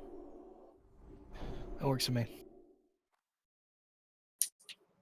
The faster we get them down, the better chances we're Hold going on. to have. Everybody or if you're a healer, get to the side you're assigned on and don't move. Just stay there. Don't move anymore. None of this in between. Alram, where are you? Is Alram assigned to the middle? I don't have an assignment yet. Okay, JT will probably tell you where to go then.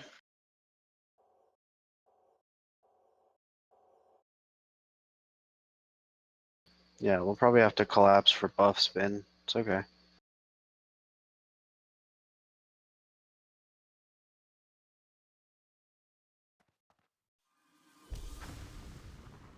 If any one of these strategies works, guys, just be aware of like where you're at, what group you're in, what side you're in, stuff like that. So we can kind of repeat it and hone in on making it better.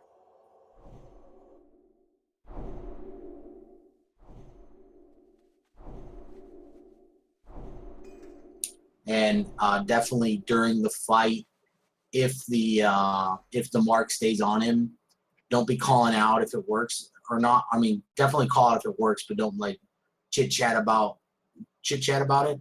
And then we can talk about, like, you say, yeah, guys, the line of sight thing works, and then everybody should be kind of spatially aware of where Neff is at, and if possible, get yourself in a position to where you're not getting hit by that shadow volley.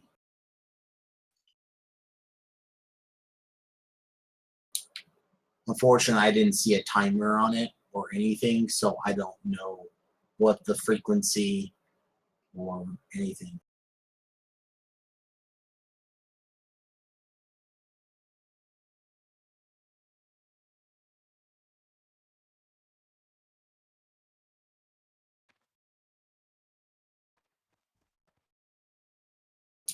Yeah, once all the assignments are out, we can collapse. Just remember what side you're on. Okay, yeah, the heal assignments are out. All right, bring to the middle. We'll do 30 seconds of rebuffs.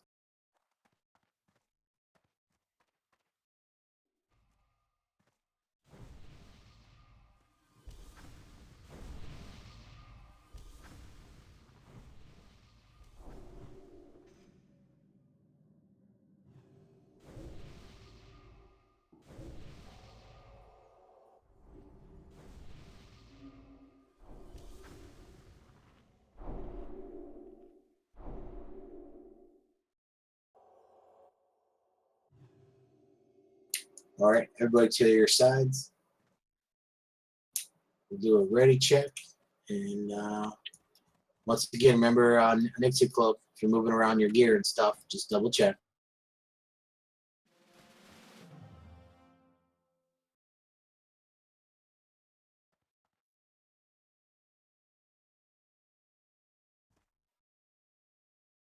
All right, we're ready.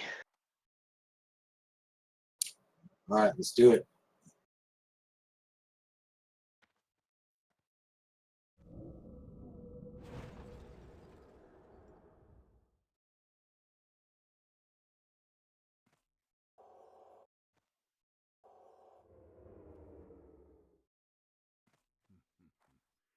Let the games.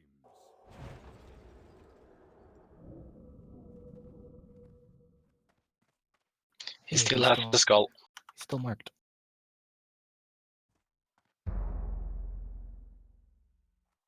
He casts single bolts, by the way.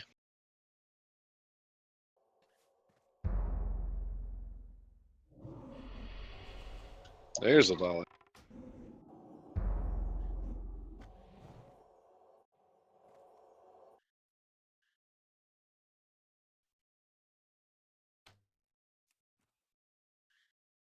Yeah, you can line of sight it.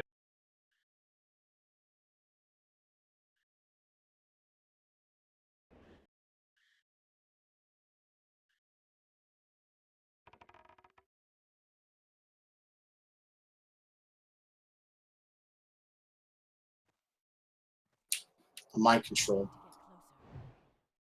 It's no good.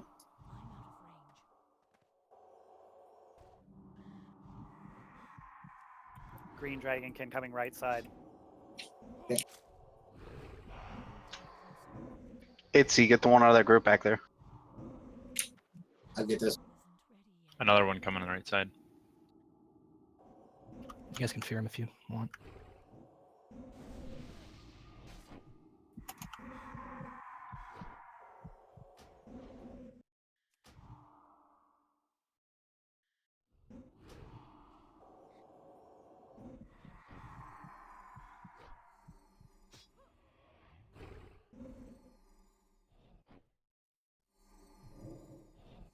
Right side's down.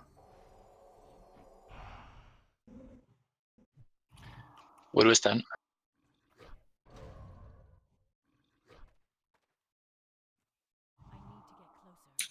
All right, so give me feedback, guys.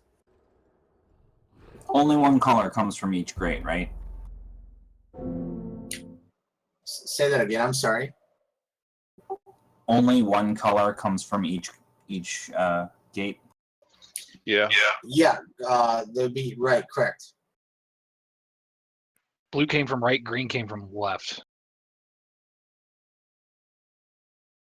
So unfortunately, what happened in that fight was I got mind controlled, and you can't dispel it, so that sucks. So hopefully, that's just an RNG thing that can really screw us over. Because it looked like everything was fine, and then I got MC'd, and then things just went off the rails on our side, anyways. But up until that point, it seemed like we could keep everything in control. The big guys were dying before the next one came out. How was the other side doing? We had some greens that ended up making it through eventually, and between that and people trying to get away from Nefarian, the right side fell. Like, if people have to stay in if they're healers, or at least the majority of them do, otherwise you don't catch back up, people die. Okay, so what I'm going to recommend is for the 2 tanks that are picking up the smaller ones that they rotate. So one comes out, one picks up, the next one comes out, the second tank picks up, and then the third one obviously is picking up the big ones only. So that way you have a consistency of who's picking up what. Because yeah, you will, at least on the left side, we're getting stunned on zapped and stuff like that. And then I'm guessing on the right side, if anything gets loose, it probably burns your mana. On the right side, we had a lot of trouble because the AoE takes less damage from mages. It's blue.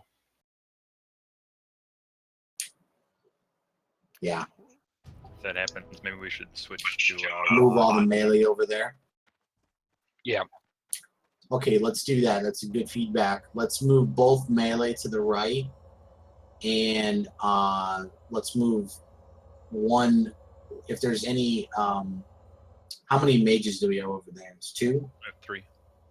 Let's move 1 warlock to the right and 1 mage to the left. When tanking the small ones on the left side, we were sleeped a lot. Yeah, that'll just be fixed as we get better with getting them down. You know, burning them down faster. That's not a problem. Plus the MC thing, like I said, I think we would have been fine. It was hard chasing those that got away at least. Yeah. I mean, those ice traps help tremendously. So as soon as as long as those stay down, we're fine. Once you've been rezzed, everybody convene to the center so we can do buffs. But we got like 4 or 5 more people to be rezzed, so don't start yet.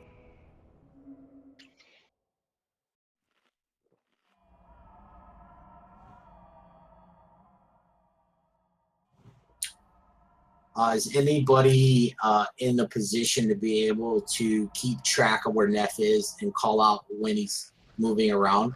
And second question is, did that skull stay on top of him when he was changed forms? Skull stayed. Okay.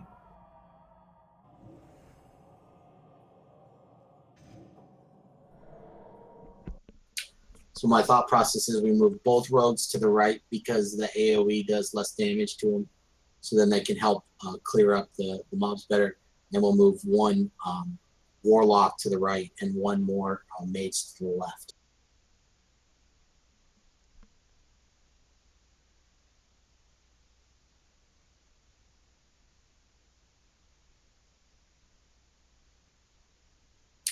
I think you'll still have 2 mages on the right.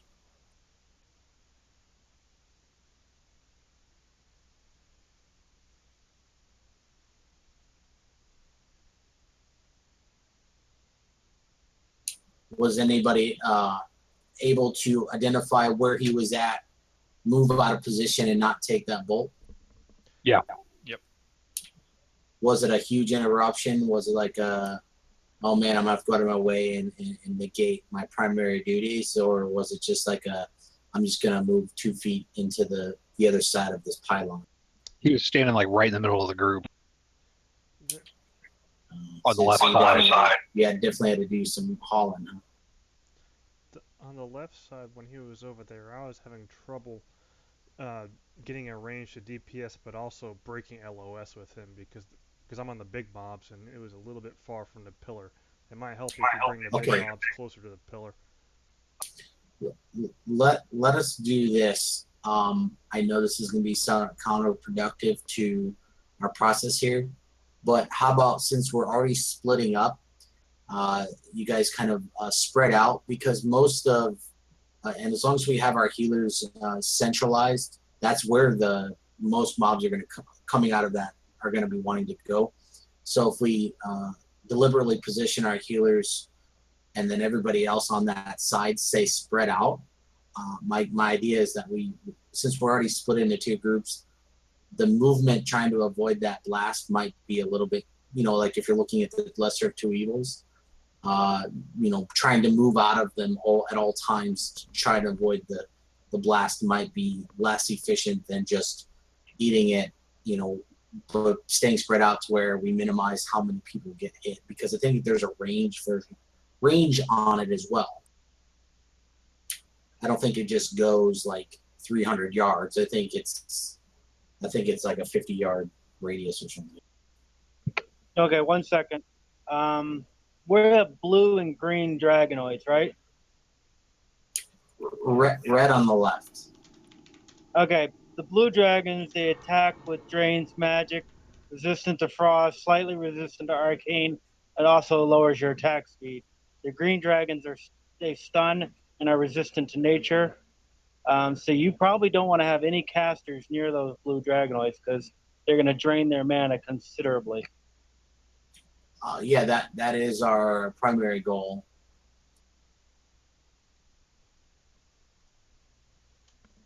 Are you saying that we shouldn't have any mages on them because they're completely resistant to frost? No, if they're in range of the blue dragons, they're going to drain their mana to pretty much nothing like they did last fight and the fight before. Okay, well, yeah, that's the key component to this fight is burning down the ads before they get to within range of the healers and or range DPS to do that. Yeah, so like Ulram just said, I think if we just hone in, we do less moving and just understand that we're trying to mitigate by spreading out the AoE instead of trying to react to it and hide. I think that's interrupting the heals to the tanks, and then when the tanks go down, it just compounds. And that's when when I got MC'd on the left side, that's when shit fell apart. If I wouldn't have gotten MC'd, we would have been fine because the things were dying and we were picking them up just fine. Can I offer one more piece of feedback on that? The communication was really good. Saying I'm mind controlled. I immediately rolled over to healing Oro instead of you. If you want to just, tanks can communicate if they're MC'd and when that falls off, just say, whatever, MC's ended or whatever, and then I can roll back to the tank that I was on because I found like I was wasting a bit of time watching very carefully for when it was off of you. MC or the stun happens very often, but it doesn't last that long. It's just a minor interruption. So everybody to their sides with the new strategy of moving one mage to the left, one warlock to the right, so we have less, we have more efficiency there. And it looked like we had ample enough DPS on the big guy before the next big guy came out. So let's just make sure that's a staple, at least on the right side. Also make sure that if that big guy is dying before the next big guy comes out, that's kind of the pace we need for direct damage. And the two rogues over there should really help take that down.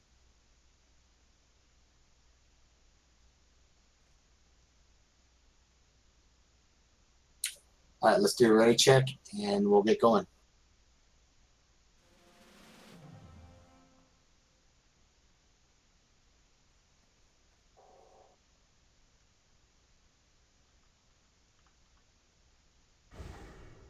We're ready. Let's do it.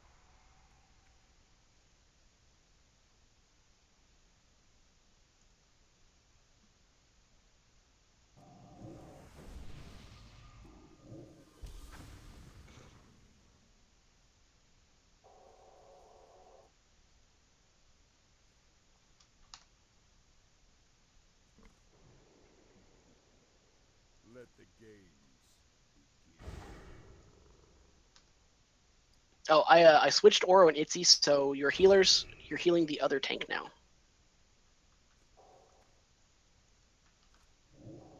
can't cast that yet.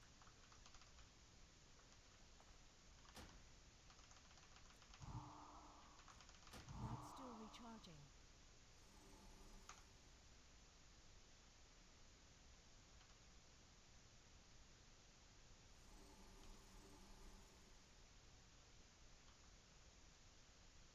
Shadow Neff is right on us in the doorway on the right. Yeah, guys, watch out. I think we're out of range of it. Don't train him to the group. Whoever's on the right, that rogue, don't train him to the group. Just eat it. You'll get healed. Super, can you pull him out a little bit more?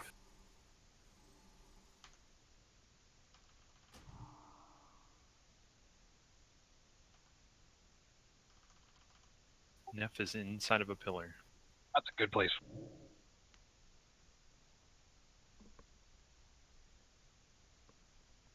Come.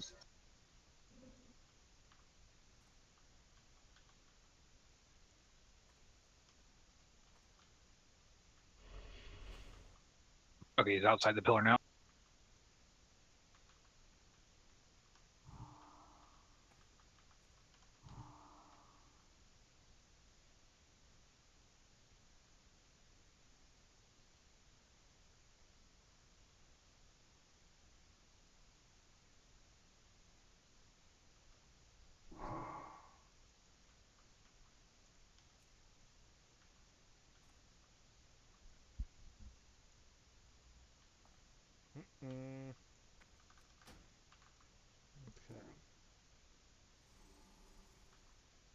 He's right in the middle of the group on left side.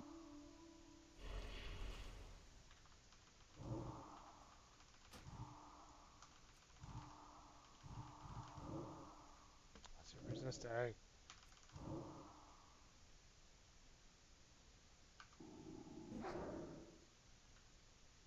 Great. Die here.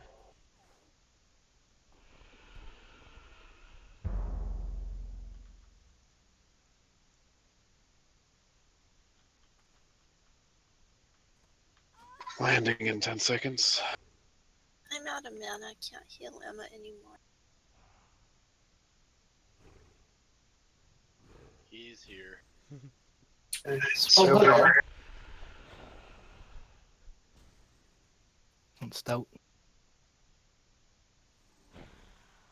Not optimal position. Just deal with it. Get this one dragonkin down.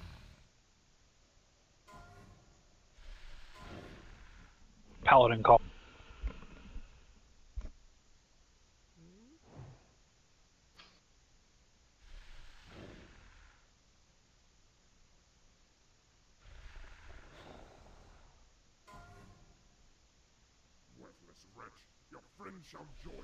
Thanks for that, Judge Wisdom.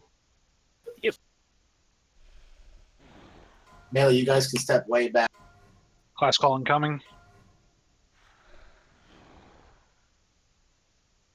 Paladin.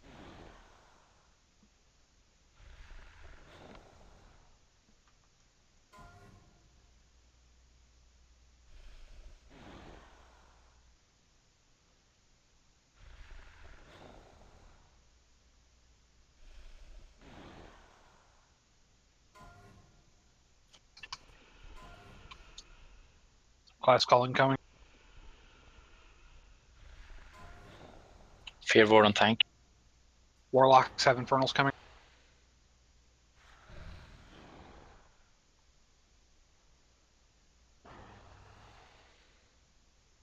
Don't reban it.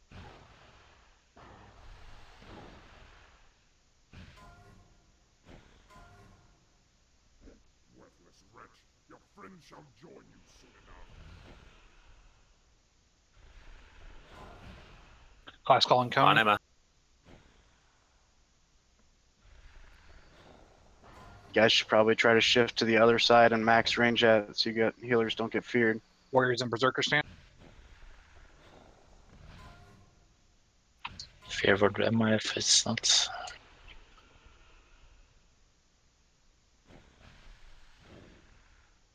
Worthless wretch, your friend shall join you soon enough. Yeah, so this is probably going to end a wipe, but just keep pushing through the motions. Just get comfortable with the class call, orientation, the fears, etc. Like Stout had said, of course, definitely not optimal positioning, but we can definitely work on that. We definitely have a couple more attempts if we can get back to it. Let's go ahead and wipe this up real quick. Let's get protection out, just because we got like half our raiders down, and we have very limited time. Damn it. I mean, some tidbits here, like Stout said, you can range that fear. It's 30 yards. So healers, if you're at max range, as soon as the bellowing roar comes up, you just take a step back. And if you're at, if you're at just gauge it with your spells, and just take a step back, you should be able to avoid all of the fears. That'll mitigate a lot of the uncertainty for the tanks. Other than that, let's see. So obviously, I need to get in better position straight off the bat. Secondly, because we have a couple of fear warding priests, we definitely need to make sure that the tank has a fear ward up at all times. So however you guys need to communicate that. I'll be the main tank if all goes well, of course, but Stout stepped up and he did a great job. And just you need to adjust to that as need be. So that's that. And then did everybody get comfortable with the class calls? I think Paladins, what do you guys do? I forget. I think we didn't even go over that. They BOP on Nefarian. They just bop. So don't do all your crazy stuff on him while he has bop up. Can we just like right before phase 1 have him bop somebody? That way it's all on. Well, I don't know if that works. Doesn't work. So there's a high probability because of the high damage on the tanks in phase 1 that some healers will be running out of mana in phase 1. I would highly encourage that we set up some program where, let's say, we get some innervates, some pots, some there's other things that you can do like a sleep potion or something where you can regenerate a majority of your mana in a 10-20 second time frame. And we just need to work on that because this fight takes forever. Like his hit points are ridiculously high. Even at full strength, it's going to take us 10 minutes.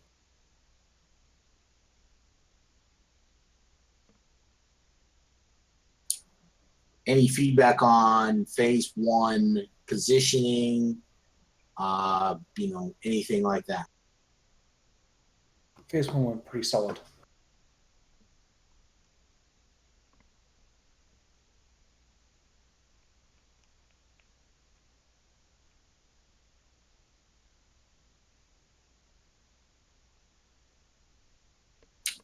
Yeah, it's getting close to raid time. I don't want to push it tonight. I mean, we did an amazing one shot on Chromaggus. So awesome work, guys.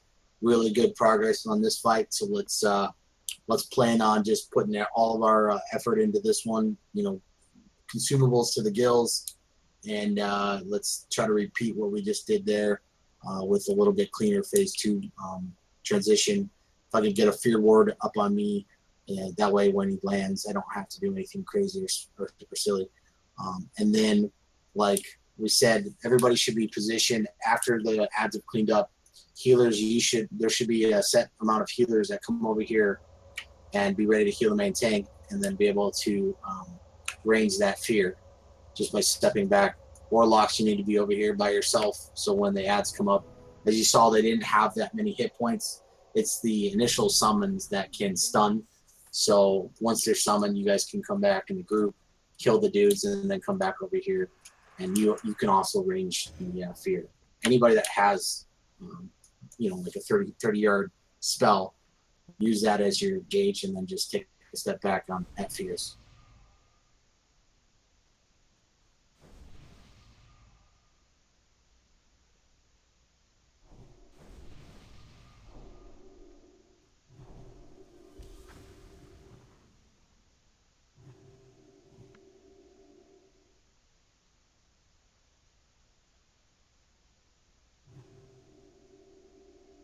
Can we summon Super real quick?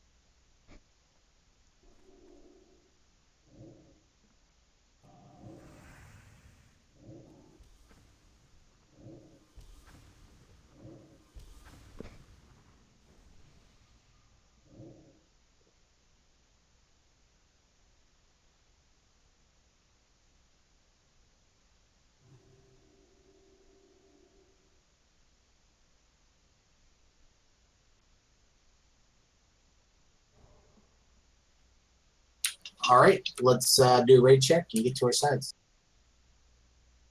Is anybody like significantly broken? I didn't hear anybody say that. So Yeah, only one stupid hunter. Oh, you had a class call and you broke your stuff? Yeah, I wasn't paying attention. It was the last call. You got a backup? Yeah, I got 2. Okay. Oh, you learned the hard way. It sucks. I know.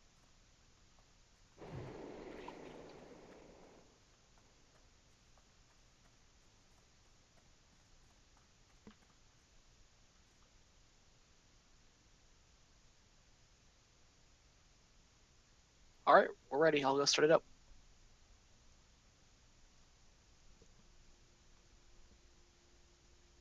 All right, here we go. Incoming.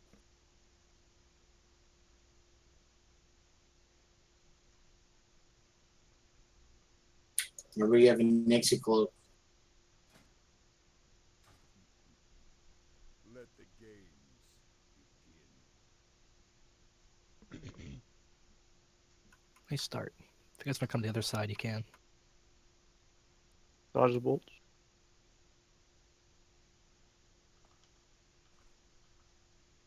That spell isn't ready yet. That spell isn't ready yet.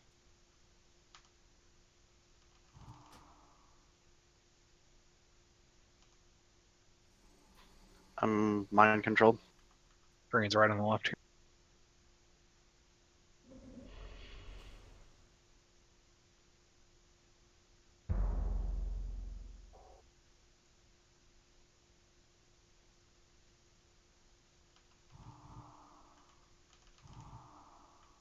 It's too far away.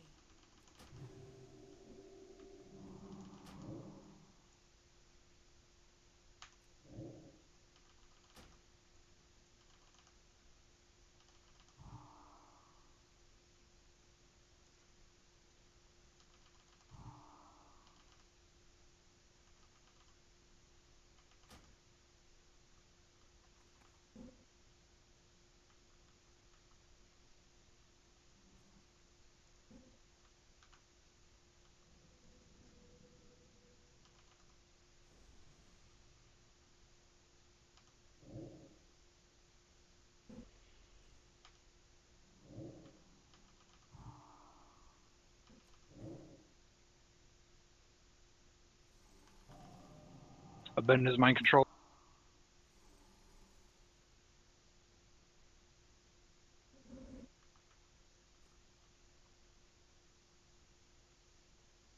Oilfield is dead. That spell isn't ready yet.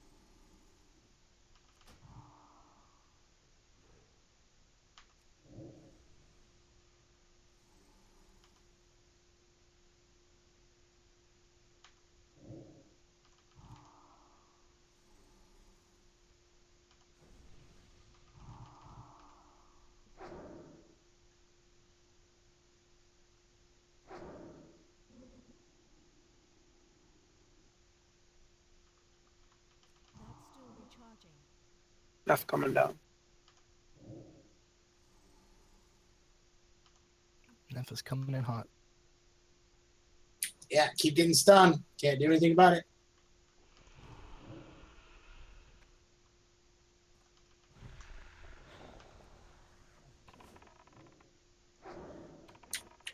No healers ready to go. I was trying. I was stunned. Stout's got it. Get the we have- last dragon pinned down. Yeah.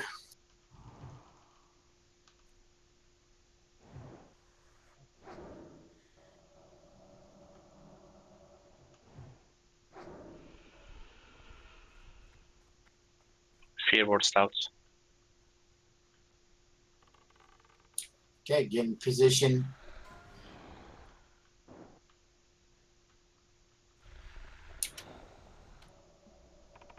Possible fear in 8 seconds. Class call in 9. Class call in 3, 2, 1. Class call. Paladins. Fear roller on stouts.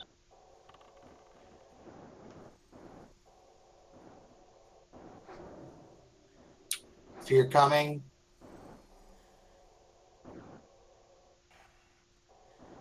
Okay, I see it. Alright. Stay back here because the fear's about to hit. Okay. Class call in 4 seconds. 3, 2, 1.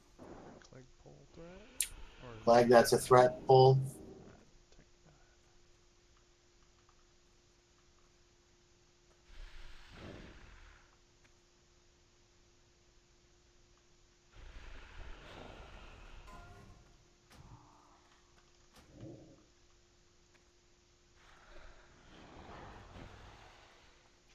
Fair words out. Your friend shall join you soon enough.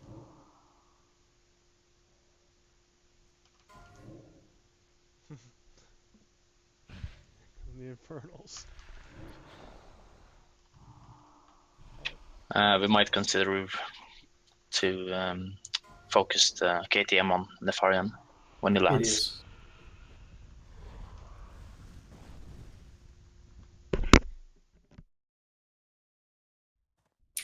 Yeah, there is a in the KTM, it'll yell at you if you set it up for audio commands. It'll yell at you when you pass a certain threshold of the tanks.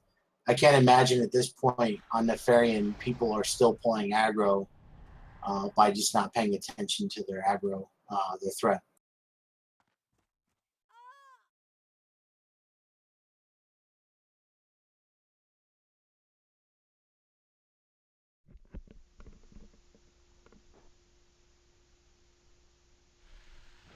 Class call in 5 seconds. 4, 2, 1.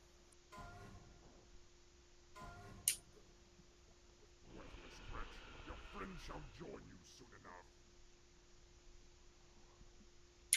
So probably the most critical part of this fight is the transition, which means we got to really ramp up the cleaning up of those ads.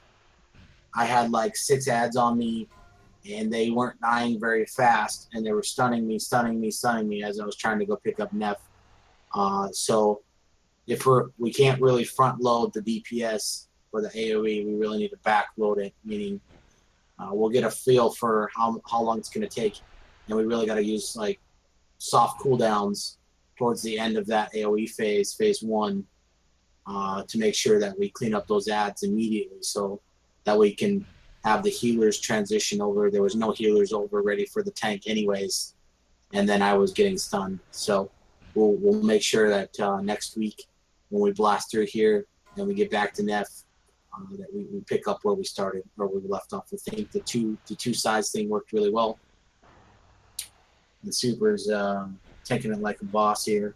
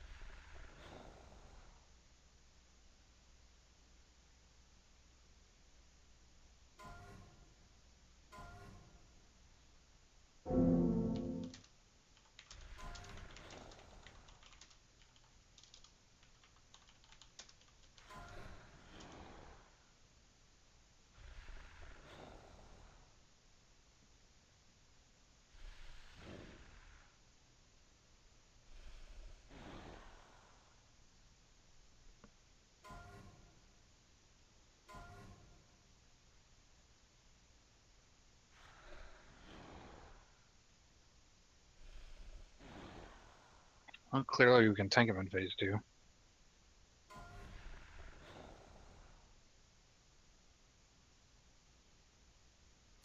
Yeah, this is actually one of those fights with less people. It actually becomes easier because you have less class calls to affect the overall fight.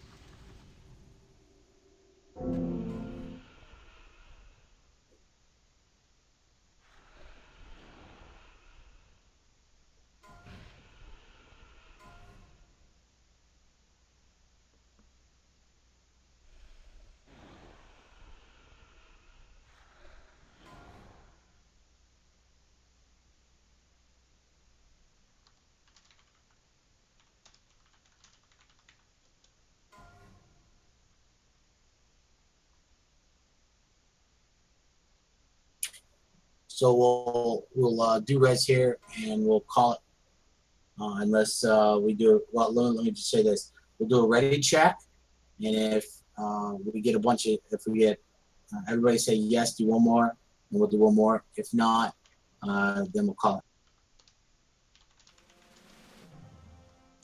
Ready check is for yes, you want to do one more. We're not doing any more than one. We're not going to keep pulling this out. No, We're done. You got to go. Okay, great. Awesome night, guys. I mean, Chromaggus, I think we made him our little friend. So let's come in next week, knock out MC on Thursday, and then if we can get that same approach where we get a bunch of people signed up that for Ani and Blackwing Lair, we can get started on Blackwing Lair a little bit early. That way, hopefully, we can get through all this and then come in here and start punching out Chromaggus and start really digging in Nef, because if it looks like we got phase 1 locked in, maybe a couple of tweaks here and there, but overall, just the transition is really the hardest part. Like you can see, once we get them in position, it's really just a matter of hit points and staying focused and managing your aggro, managing your mana, etc.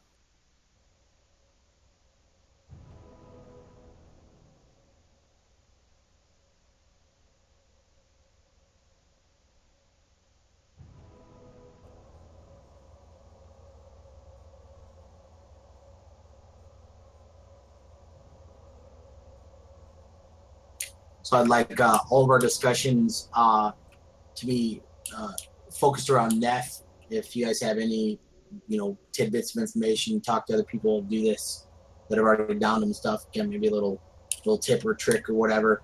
Definitely bring that forward. Like I said, everybody's inputs is so critical to the success of this the guild and the raid in itself. And I'm wrong from time to time, and sometimes people bring information forward that really helps push through and make things more consistent or just less stressful. So thank you all for participating, not only just bringing your A game and working these bosses, but actually, speaking up and helping us formulate a plan that's more consistent. So I think the two-side thing works, and we'll just come back and keep working it next week. Good job, everybody. It probably should be said that phase 1 is probably one of the hardest parts of this entire fight, just getting from phase 1 to phase 2 and surviving phase 1. The fact that we've got phase 1 locked down now is that's like weeks worth of progress for a lot of guilds.